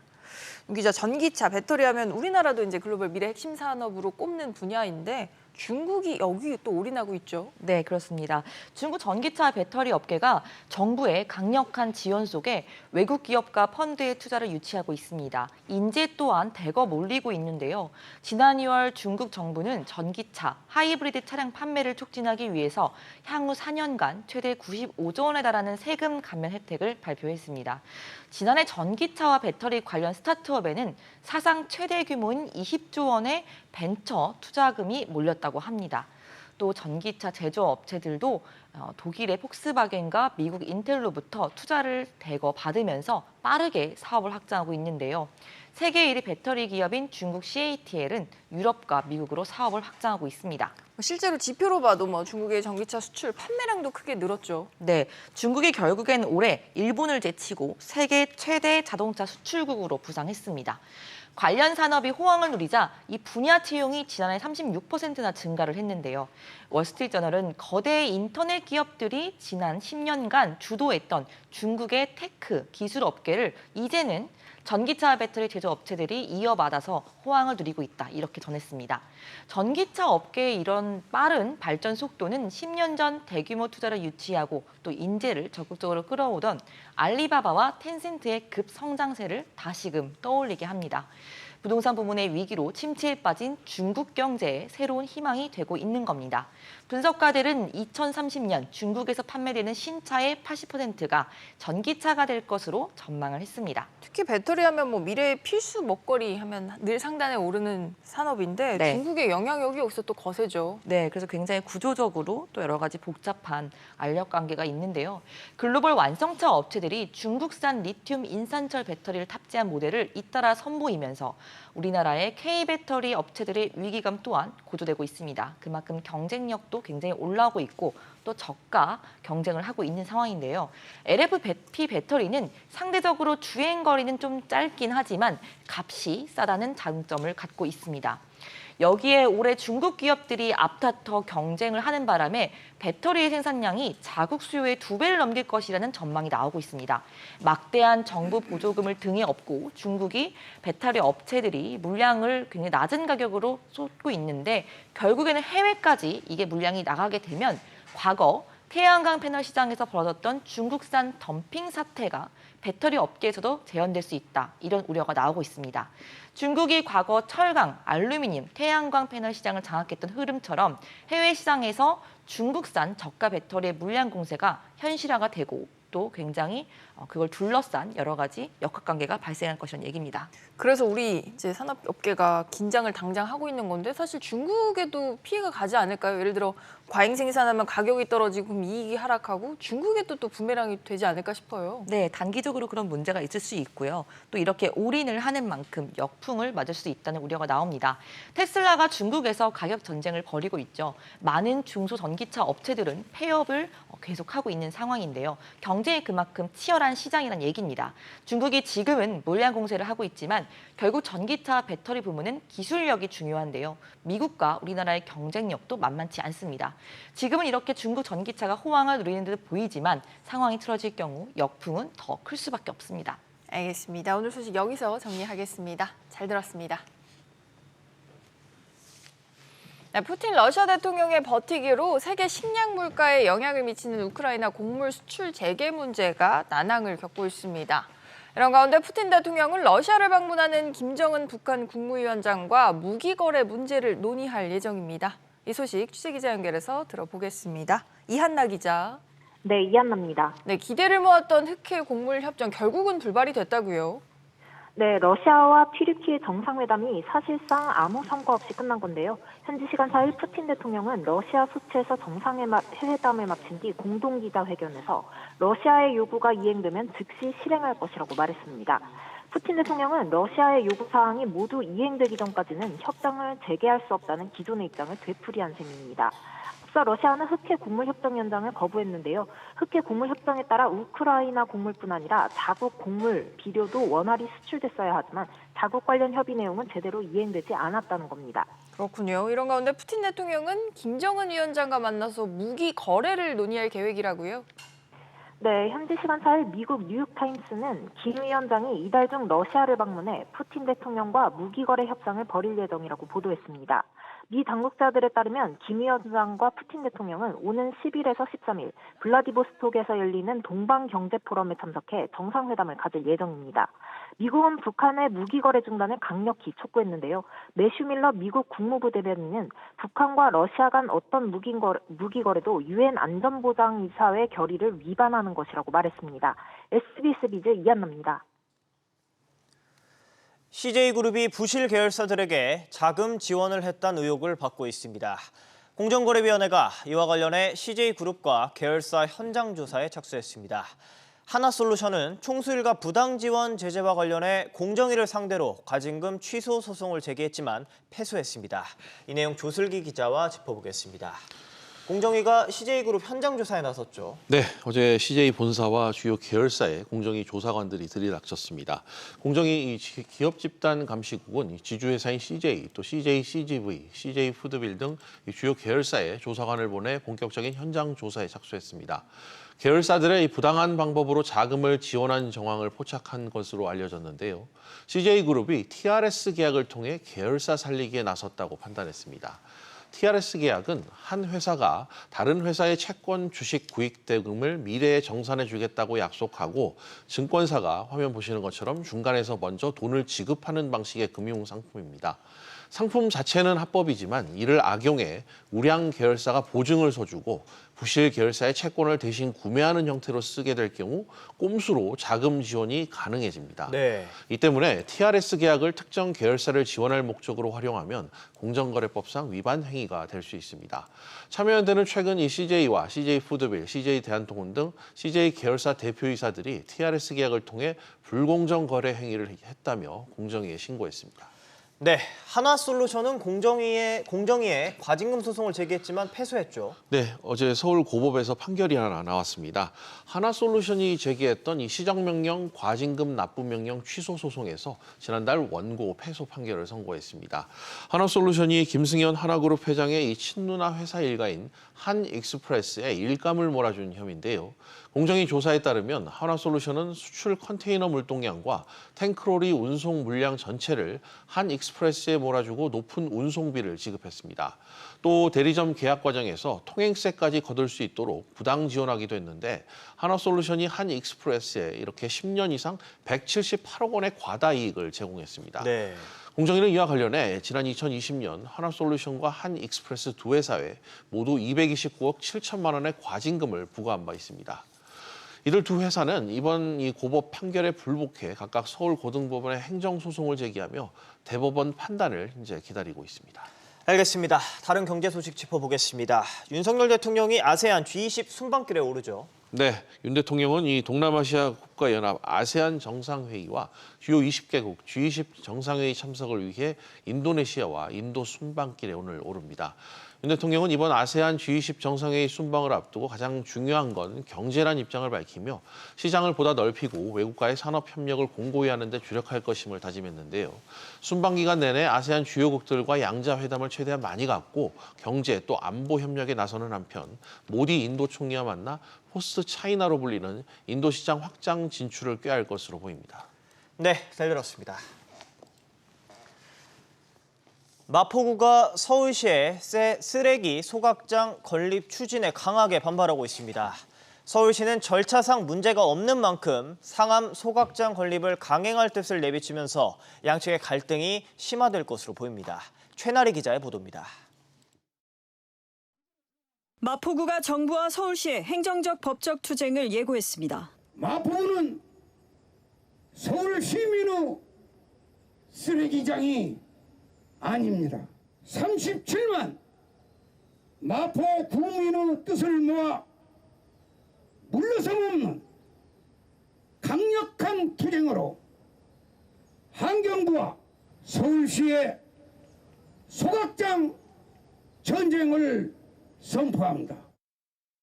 마포구는 이번 선정은 지역적 형평성과 주민 감정을 전혀 고려하지 않은 편의주의 행정이라고 강하게 비판했습니다. 과거 15년 동안 쓰레기 매립장이었던 난지도가 있었고 750톤 규모의 소각장이 이미 운영 중인 만큼 추가 소각장을 또 들일 수 없다는 입장입니다. 쓰레기 양에 따라 소각장을 늘리는 서울시의 정책이 1차원적 행정이라고도 지적했습니다. 오히려 기존 시설을 개보수해 성능과 효율을 개선하는 식의 쓰레기 처리 대안이 필요하다는 겁니다. 반면 서울시는 쓰레기 소각장이 반드시 필요한 시설이라며 최고 수준의 관리를 강조했습니다. 신규 시설은 지하화하고 최고 수준의 오염 방지 설비와 검증된 자동화 시스템을 도입해서 안전하고 청정하게 관리하며 오염물질 배출 현황은 실시간으로 공개할 예정입니다. 주민들은 선정 과정에서의 정보 공개가 부족했다며 쓰레기 소각장 건립을 막기 위해 서울시에 추가 민원과 행정소송을 준비 중입니다. 2026년까지 1,000톤 규모의 소각장을 완공해 약 9년 동안 하루 1,750톤, 현재 서울시의 하루 배출량의 절반이 넘는 쓰레기를 마포구에서 소각하려던 서울시의 계획에 차질이 불가피해 보입니다. SBS 비즈 최나리입니다.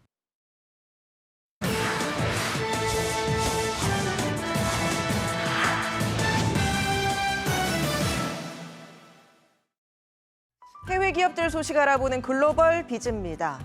독일 미넨에서 개막한 세계 3대 모터쇼 가운데 하나인 IAA 모빌리티에 세계의 시선이 쏠려 있습니다. 여기서 독일의 자동차 부품사인 콘티넨탈이 업계 최초로 구글과 손을 잡겠다고 밝혔습니다. 구글 클라우드 기능을 자동차용 컴퓨터에 도입을 한다는 건데요. 차 안에 생성형 인공지능을 장착해서 쉽게 말해 운전자가 차와 대화를 할 수 있게 됩니다. 예를 들어 트럭 운전자라면 화물이 제대로 실렸는지, 타이어 압력은 적절한지 차에 물어볼 수 있고, 또 낯선 지역에 갈 경우 현지에 가볼 만한 곳이라든지 어떤 정보든 질문하고 답을 받을 수 있는 시기입니다. 콘티넨탈은 이 같은 기능이 탑재된 제품을 1년 반 안에 생산할 수 있게 하겠다는 계획이고요. 이외에도 구글과 폭넓은 분야에서 협업을 이어가기로 했습니다. IAA 현장 소식 하나 더 보죠. 전기차 시장의 강자인 테슬라에 도전장을 내민 기업이 있습니다. 바로 벤츠인데요. 전기차에 대한 야심찬 포부를 밝혔습니다. 벤츠는 오는 2030년까지 모든 신차를 전기차로 바꾸겠다는 목표를 세우고 전기차 공략에 속도를 내고 있습니다. 이번에 테슬라의 모든 모델보다 주행거리가 긴 전기차 CLS 클래스 콘셉트카를 공개하면서 승부수를 던졌는데요. 내년 말에 양산을 한다는 목표입니다. 다만 유럽 시장에서의 전기차 판매는 조금 더 시간이 걸린다고 했습니다.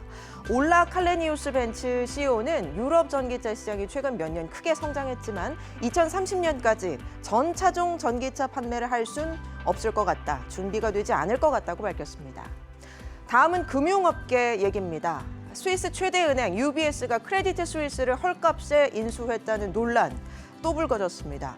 인수한 뒤 처음으로 공개된 UBS의 2분기 실적 때문인데요. 인수 비용이 실적을 깎아먹기는커녕 순이익이 급증한 것으로 나타났습니다. 2분기 순이익이 사상 최대 분기 실적인 292억 달러, 우리 돈으로 38조 6천억 원을 기록했습니다. 지난해 연간 영업이익이 10조 원이었는데 분기이익이 이보다 4배 가까이 더 많이 난 겁니다. 이렇게 순이익이 폭증한 것을 두고 크레디트 스위스 주주들을 중심으로 헐값 매각 논란이 재점화됐는데요. 인수 당시 파산 위기라 가치가 쪼그라들었다고 해도 인수 직전 가격이 실제 인수 금액의 2배 이상은 된다, 즉 반값에 팔렸다는 주장입니다. 반면 순이익 급증은 일시적으로 자산 가치가 반영됐기 때문이라는 분석도 나오는데요. 인수합병 거래분이 자산으로 잡힌 것이란 설명입니다.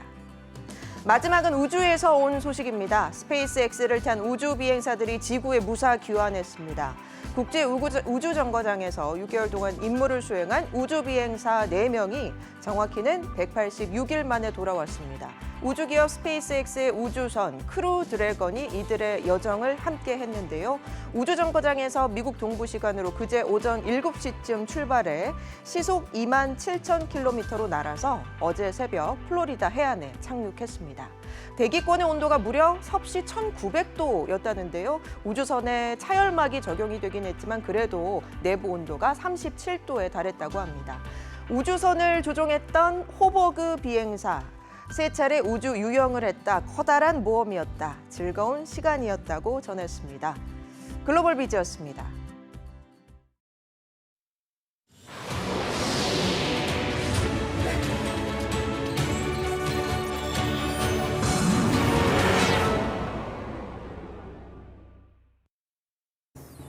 중국인들이 미국 내 군사시설에 접근했다는 의혹이 불거지면서 미중 간의 갈등이 다시 고조될 조짐을 보이고 있습니다. 월스트리트 저널은 최근 몇 년 동안 중국인들이 미국 군사시설에 접근한 사례가 100건에 달한다면서 미국은 이를 잠재적인 스파이 위협으로 보고 있다고 전했습니다. 조사 결과에 따라서 경제적으로 큰 영향을 미칠 것으로 예상됩니다. 윤석열 대통령이 오늘 아세안 관련 정상회의와 주요 20개국 G20 정상회의 참석을 위해서 인도네시아 순방길에 오릅니다. 시진핑 중국 국가주석이 G20 정상회의에 불참할 것으로 예상되면서 한중 정상회담을 당장 기대하기는 어렵게 됐습니다. 김정은 북한 국무위원장이 이달 러시아를 방문해서 블라디미르 푸틴 러시아 대통령과 만나 무기 거래 문제를 논의할 것이라고 알려졌습니다. 미 국무부는 북한과 러시아의 무기 거래는 유엔 안보리 결의를 위반하는 것으로 즉각 중단해야 한다고 밝혔습니다. 공정거래위원회가 CJ 지주사와 CGV, 푸드빌 등 CJ 계열사들이 부당하게 자금을 지원한 혐의를 포착하고 본격적인 조사에 들어갔습니다. 공정위는 CJ그룹이 총수익 스워프 계약을 체결해서 계열사들의 자금을 부당 지원한 정황을 포착한 것으로 알려졌습니다. 오늘 전국 곳곳에 소나기가 오겠고 후텁지근한 늦더위가 기승을 부리겠습니다. 강원 영동은 오전까지, 경기 북부 지역은 늦은 오후부터 저녁 사이 소나기가 내리겠습니다.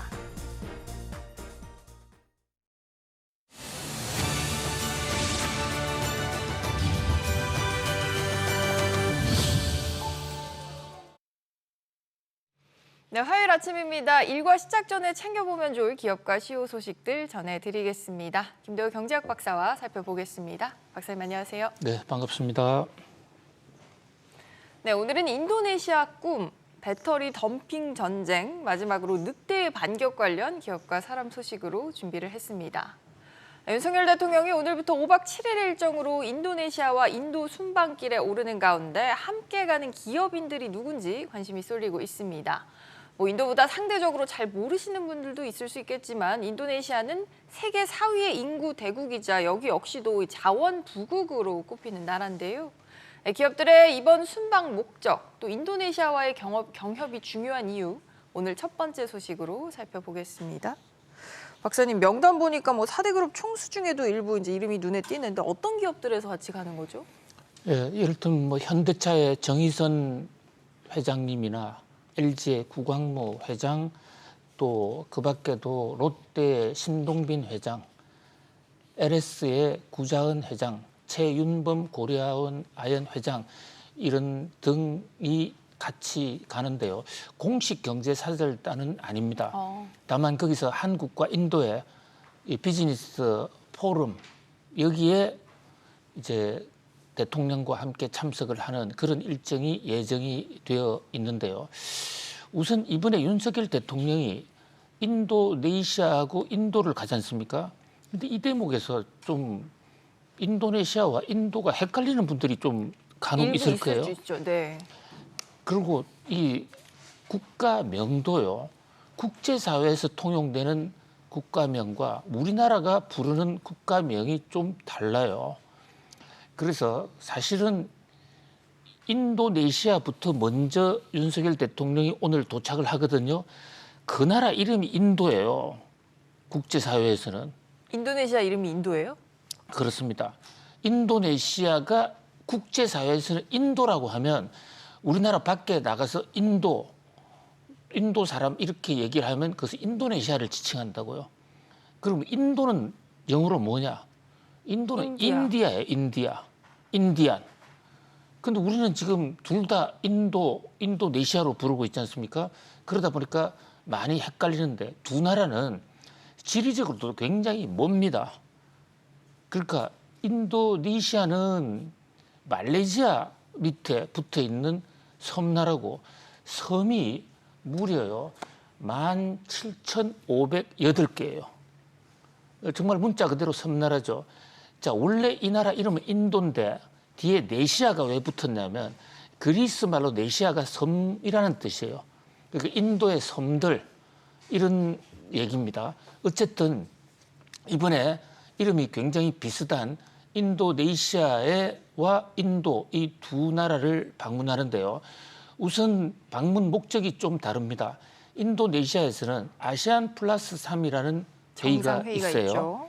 아세안 국가들, 아시아 국가연합의 그 회의가 인도네시아에서 열리는데 우리가 10여 년 전부터 이 동북아 3국, 그러니까 한국, 일본, 중국이 여기에 동참하고 있는 아시안 플러스 3에 동참하고 있습니다. 그래서 일본, 또 중국, 한국의 정상들이 다 옵니다. 다만 중국은 시진핑 국가 주석 대신 리창 현재 총리가 오는 네. 그런 상황입니다.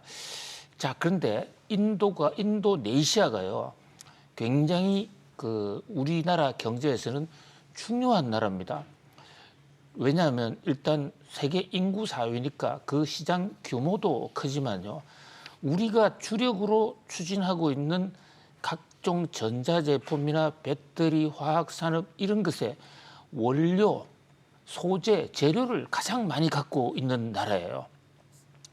거기다가 전 세계를 통틀었어요.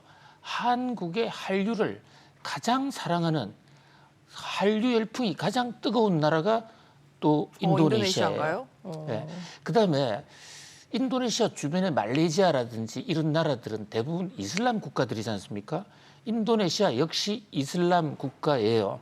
그런데 말레이시아라든지 다른 파키스탄이라든지 이런 이슬람 국가들은 소위 교조주의적, 굉장히 어떤 자기들 말로는 정통파라고 그러지만 굉장히 좀 교조주의적, 그러니까 이슬람 외에는 다른 쪽을 아무것도 인정하지 않는, 배척하는, 예, 그런 어떤 좀 이슬람 극단주의자들의 성향이 좀 있다고 볼 수가 있는 반면에 인도네시아의 이슬람은 전통 종교하고 합쳐지면서 굉장히 세속적이고 또 좀 유연한가 봐요. 개방적이고 아주 좋은 표현 주시는데 유연해요. 플렉시블하고. 그다음에 인도네시아는 이슬람이 국교가 아닌 나라입니다. 6개 종교 중에 하나는 반드시 선택하도록 되어 있는데 이슬람의 인구가 제일 많고 나머지 종교는 기독교, 캐톨릭, 불교, 유교까지도 들어가 있어요. 아, 유교도 있어요? 예, 유교도 6대 종교 안에 들어가 있거든요. 그다음에 힌두교도 들어가 있고요. 자, 그런 면에서 우리나라하고의 관계가 서로 윈윈할 수 있는 시너지 효과가 굉장히 큰 나라인데 상대적으로 우리가 이 인도네시아에 진출을 좀 덜 했어요. 그래서 이제 우리나라 입장에서는 기대를 모으고 특히 인도네시아와 중국과의 좀 관계가 서로 간에 좀 견제하는 그런 사이거든요. 그러면서 우리가 탈중국의 대안으로서 인도네시아의 가 중국 대체 시장으로서도 굉장히 주목을 끌고 있습니다.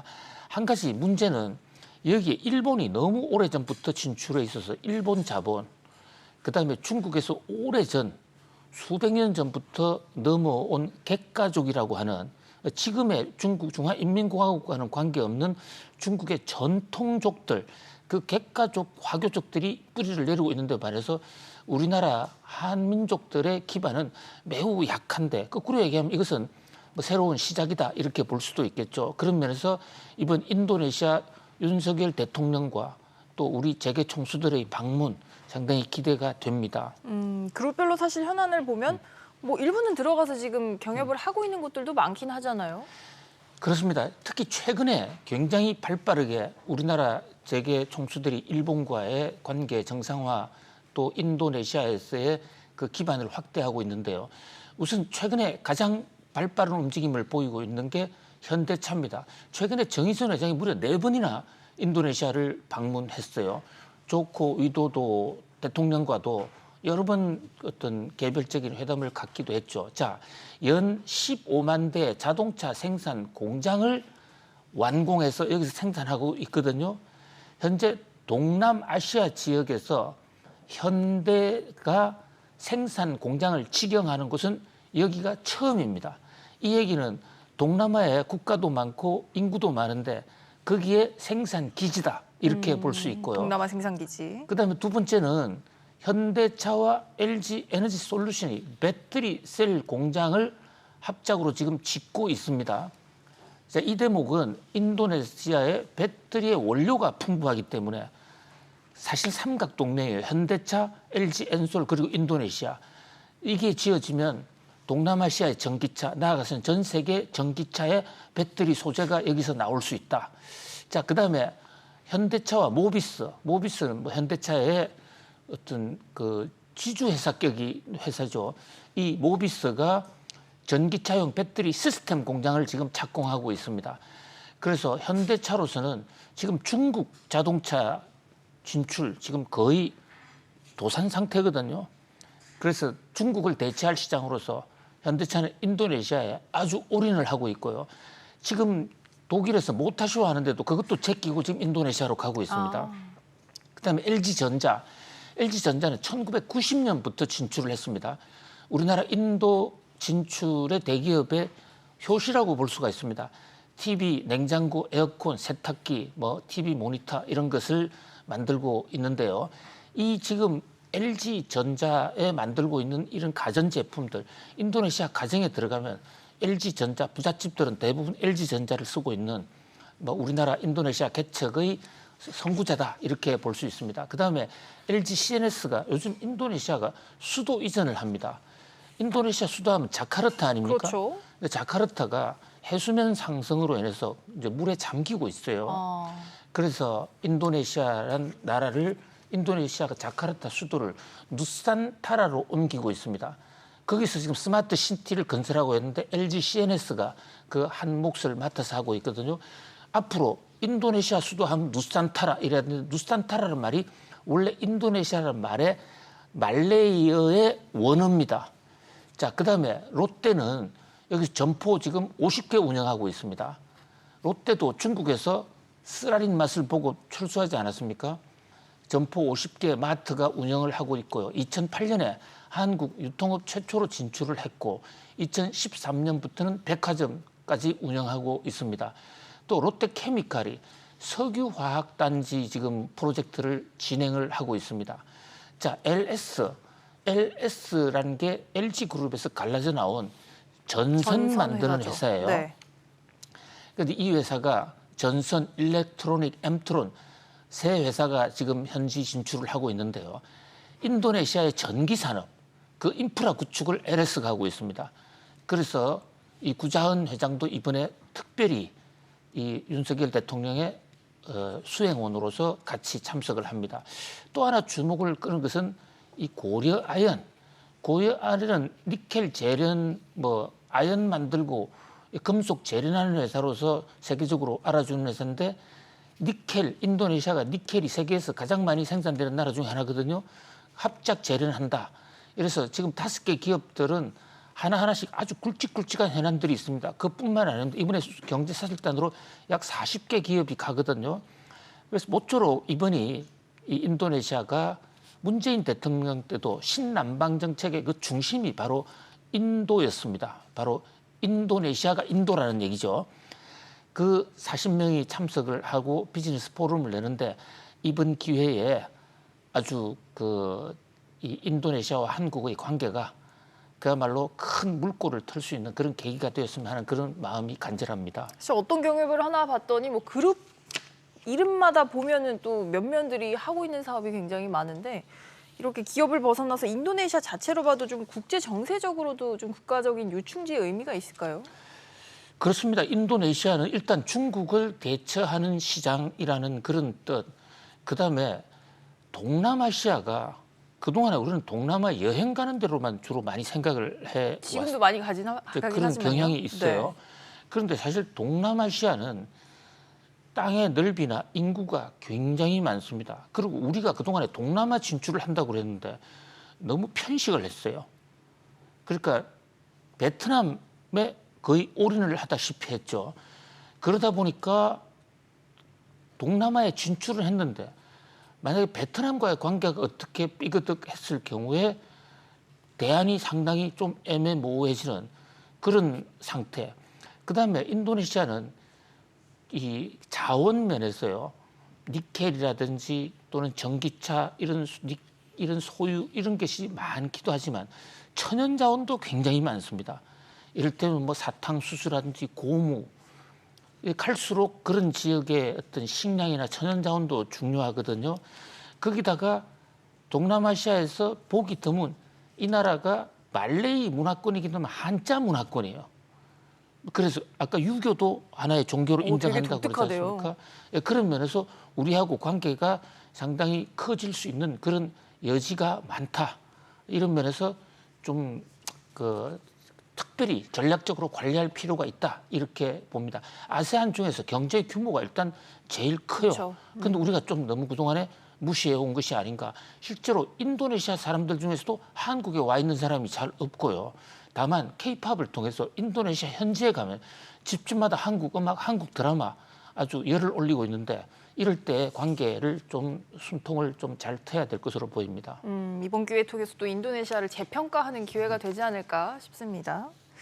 네, 다음 소식도 살펴보죠. 전 세계에서 배터리 많이 만드는 나라 하면 중국, 당연히 빼놓을 수가 없죠. 그런데 중국 기업들이 배터리를 만들어도 너무 많이 만들면서 다른 나라의 저가 덤핑 우려가 커지고 있습니다. 과거 태양광이나 철광 또 알루미늄 덤핑 때 그런 악몽이 재현되는 거 아니냐, 우리 산업계의 시름이 깊어지고 있습니다. 박사님, 뭐 지난해에 이어서 올해도 지금 중국산 배터리가 벌써 남아 돈다고 하더라고요. 예, 지금 파이낸셜 타임즈라는 영국의 경제신문이 섬뜩한 경고의 메시지를 냈습니다.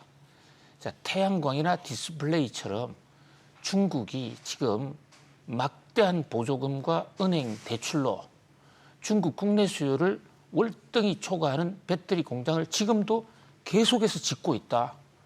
자, 이게 왜 이러냐 도대체. 그럼 중국의 배터리 과잉 생산이 결국은 태양광 산업처럼 지정학적 긴장, 전 세계의 경제 전쟁을 야기할 수 있다. 이렇게 아주 꼭 집어서 중국발 배터리 전쟁 가능성을 경고를 했거든요. 자, 지금 중국산 배터리의 그 수요 공급 곡선을 보면요. 수요가 늘어나는 속도보다도 공급이 늘어나는 속도가 훨씬 높아서 지금 중국에서는 배터리를 엄청나게 이미 덤핑으로 팔고 있고요. 안에서도. 네. 그렇습니다. 그나마도 못 팔아서 지금 쌓여 있거든요. 이것을 밖으로 실어낼 수밖에 없는 상태인데 그럼에도 불구하고 지금 이 시간에도 배터리 공장을 계속 짓고 있습니다. 중국의 배터리 회사가 몇 개쯤 되는지 혹시 한번 우리가 맞춰볼까요? 몇만 개 될까요? 약 18만 개 정도. 18만 개요. 배터리 회사만. 어마어마하게 지금 배터리 회사가 많습니다. 그런 면에서 근데 이 배터리 회사들을 정부 보조금이나 은행 대출이 없었다면 다른 나라랑 똑같은 생산 원가가 들어갔을 때 될 텐데 정부가 엄청난 보조금을 지금 지원하고 있기 때문에 중국 배터리 회사 입장에서는 보조금 받아서 생산하는 거 크게 부담이 안 된다고요. 그걸 이제 바깥으로 뿌려대면 정상적인 원가, 정상적인 제품을 만드는 다른 나라는 어떻게 하느냐. 근데 그 다른 나라가 어디냐? 우리죠. 중국 말고 배터리 제대로 만드는 한국밖에 없어요. 물론 일본도 좀 있습니다만 중국, 한국, 일본인데 근데 그동안에 한국은 우리가 품질이 좋으니까 삼원계 배터리다 우리는 했는데 뭐 과연 이 값싼 가격 앞에 우리가 얼마나 견딜 수 있겠는가. 우리 태양광이 그랬습니다. 디스플레이도 그랬고 한때 우리가 최고로 기술력도 좋았고 정말 우리가 세계 1위였는데 중국 때문에 지금 가격이 폭락해서 망했죠. 그다음에 철강, 알루미늄 이런 분야에서도 우리가 아픈 기억이 있어요. 파이낸셜 타임즈의 예고대로 중국이 배터리 생산 시설을 과잉을 지금 멈추지 않는다면 이것은 배터리 공급 과잉, 덤핑 경쟁은 불문가지. 이것은 불을 보듯 뻔한 일입니다. 박사님, 그러면 사실 이렇게 많아지면 중국 안에서도 가격 경쟁하느라 힘들 거고 도산할 텐데 그럼 중국 정부가 좀 보조금 안 주고 좀 구조조정을 해야 되는 거 아닐까요? 근데 여기는 중국의 국가 전략 산업이다 말이죠. 중국은 그동안 자동차에서 그 화석 연료차, 경유차, 휘발유차 이게 굉장히 늦었잖아요. 중국 사람들이 가장 자존심 상해하는 대목이 한국 현대차를 타고 다녔다는 사실. 그러니까 10여 년 전만 하더라도 택시가 현대차였고 현대차가 고급차였거든요. 한편에서는 한국 훌륭하다 그랬지만 개인적으로 만나보면 한때 속국이었던 우리가 한국 차를 타고 다니고 도대체 문화혁명 때 우리는 뭐 했느냐 이런 어떤 자성의 소리를 개인적으로 많이 들을 수 있었거든요. 그럴 때 중국이 히든 카드로 준비한 게 사실 이 미국과 유럽이 중국의 배터리 개발을 사실 자극을 했죠. 무슨 얘기냐면 중국이 막 크니까 유럽이나 미국이 환경 문제를 삼아서 중국을 공격했습니다. 왜냐하면 유럽과 미국은 이미 화석 연료 생산을 많이 전환하고 있죠. 전환하고 있었으니까 그래서 중국 때리기를 했단 말이죠. 그러니까 시진핑 국가주석이 정권을 잡으면서 이 난국을 돌파해 볼 방법이 뭐가 있느냐. 그래서 정치적으로나 경제 협력에서는 1대1로, 2대1로라는 걸 했고요. 이게 그냥 제 의견이 아니라 중국 인민일보나 중국 학자들의 주장이에요. 1대1로를 해서 외교적으로 중국 고립을 막아야 된다. 그게 올해로 10년째인데 중국 밭대로도 지금 10년이 됐어요. 전기차로 전환을 중국이 일찌감치 선언을 했고 사실 미국은 손 놓고 있었죠. 그래서 지금 역전이 됐어요. 배터리 미국은 안 만드는데 중국이 만들어 놓고 전기차 1등이죠. 그리고 배터리에 있어서 중요한 대목이 배터리의 소재 원료입니다. 리튬 세계 광산을 중국이 다 사기로 했습니다. 다 사고 있고 계속. 그런 면에서 지금 굉장히 한국 배터리 그동안에 잘 나간다 했었는데 덤핑 경쟁에서 과연 이길 수 있을 것인가? 국가적 차원에서나 우리 기업 차원에서 전략적 대책이 있어야 될 것으로 아주 매우 위기등이 올랐다 이렇게 볼 수 있습니다. 심지어 그동안 좀 가격이 쌌지만 성능은 떨어졌던 중국산 배터리 탑재하는 전기차가 늘고 있더라고요, 이미. 그렇습니다. 바로 리튬 인산철 우리가 우습게 봤습니다. 중국차 우리가 중국이 덤핑해봤자 우리나라 배터리를 쓸 수밖에 없을 거야. 그런데 그 리튬 인산첨 LFP 이게 성능이 급격히 최근에 좋아지면서 또 가격은 더 싸고 이러니까 테슬라가 한국산 배터리를 외면하고 LFTP로 가고 있거든요. 이렇게 되면 과연 한국의 경쟁력은 뭐냐? 이제 뒤늦게 한국 배터리 회사들이 LFP 한다? 근데 이제 해가지고 과연 중국의 가격을 앞지를 수 있을까요? 한국 그동안에 배터리 하나만 우리가 최고로 잘 만든다. 그리고 배터리가 미래 산업이다 했는데 중국이 덤핑을 본격적으로 시작한다면 그때는 한국 배터리에 그다음에 장송국이 울릴 수도 있다. 굉장히 심각한데요. 이 대목에서 굉장히 중요하게 본 게 CATL이라는 회사. 이 회사가 원래 중국 이름이 닝드셔다입니다. 네. 닝드셔다. 닝드가 어떤 곳이냐? 시진핑 국가주석이 35살에 당서기를 하고 시진핑 국가 최초의 공직이 닝드입니다. 거기서 시진핑 국가주석이 당내 기반을 만들었는데요. 바로 지금 CATL을 만드는데 초석을 역할하는 게 시진핑 국가주석이고 시진핑 국가주석 배터리 버리지 않을 겁니다. 그러니까 시진핑 국가주석이 최근에 CATL이 잘 되는 것에 대해서 기쁨이자 공포다. 이런 얘기를 한 적이 있어요. 이게 뭐냐면요. 먼저 치고 나갔는데 좀 잘 되라는 굉장히 주마가편의 얘기입니다. 그래서 경우에 따라서는 치고 따라오는 배터리 회사들 이것은 덤핑을 해서라도 쓰러뜨리라는 그런 전 명령으로도 해석할 수 있다 이래 봅니다. 그런 시그널을 명확히 보냈다. 연계되는 얘기인데요. 역시 이제 중국의 기술 약진 소식으로 좀 이어가 보면 미국의 전면 제재를 받고 있는 중국의 IT 대기업 화웨이가 스마트폰에 이어서 인공지능 반도체에서도 미국의 맞먹는 기술 개발을 이뤄냈다는 소식이 알려져서 화제가 되고 있습니다. 박사님, 이게 정말 미국이 뜨악하는 소식이잖아요. 그동안 그렇게 세게 제재를 했는데도 큰 영향이 없었다는 걸까요? 네, 역시 늑대는 역대였다. 왜 갑자기 늑대 얘기를 하느냐면요. 화웨이 로고가 늑대예요. 기업 문화가. 네. 그리고 중국 사람들이 늑대 정신이라는 말을 굉장히 많이 합니다. 늑대가 사자를 이깁니다. 1대1로 붙으면 져요. 근데 사자는 몰리면. 혼자 다니는데 늑대는 떼로 다녀요. 중국이 인구가 많지 않습니까? 떼로 몰려다니면서 세계를 평정한다 이런 얘기인데 화웨이 트럼프 대통령부터 아주 직격탄을 날려서 공격을 했습니다.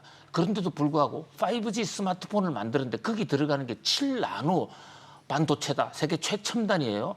거기다가 엔비디아만이 만들고 있다는 그 GPU, AI용 GPU도 이번에 새 상품을 공개를 했어요.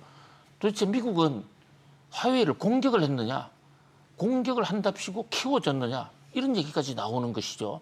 그만큼 이 중국의 숨겨진 기술 전략, 이 기술 굴기를 하겠다는 중국의 물론 이번 성능이 과연 대중화도 될 수 있느냐 이것은 좀 다른 문제입니다만 어쨌든 스스로 생산할 수 있다는 걸 보여준 아주 중대한 사건이다.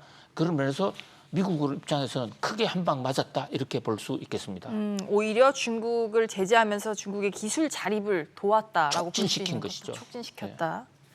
알겠습니다. 오늘도 이렇게 중국 기술 소식들 숨가쁘게 달려왔습니다. 저희는 내일도 또 알찬 소식으로 이번 코너 전해드리도록 하겠습니다. 박사님, 오늘도 잘 들었습니다. 감사합니다. 감사합니다.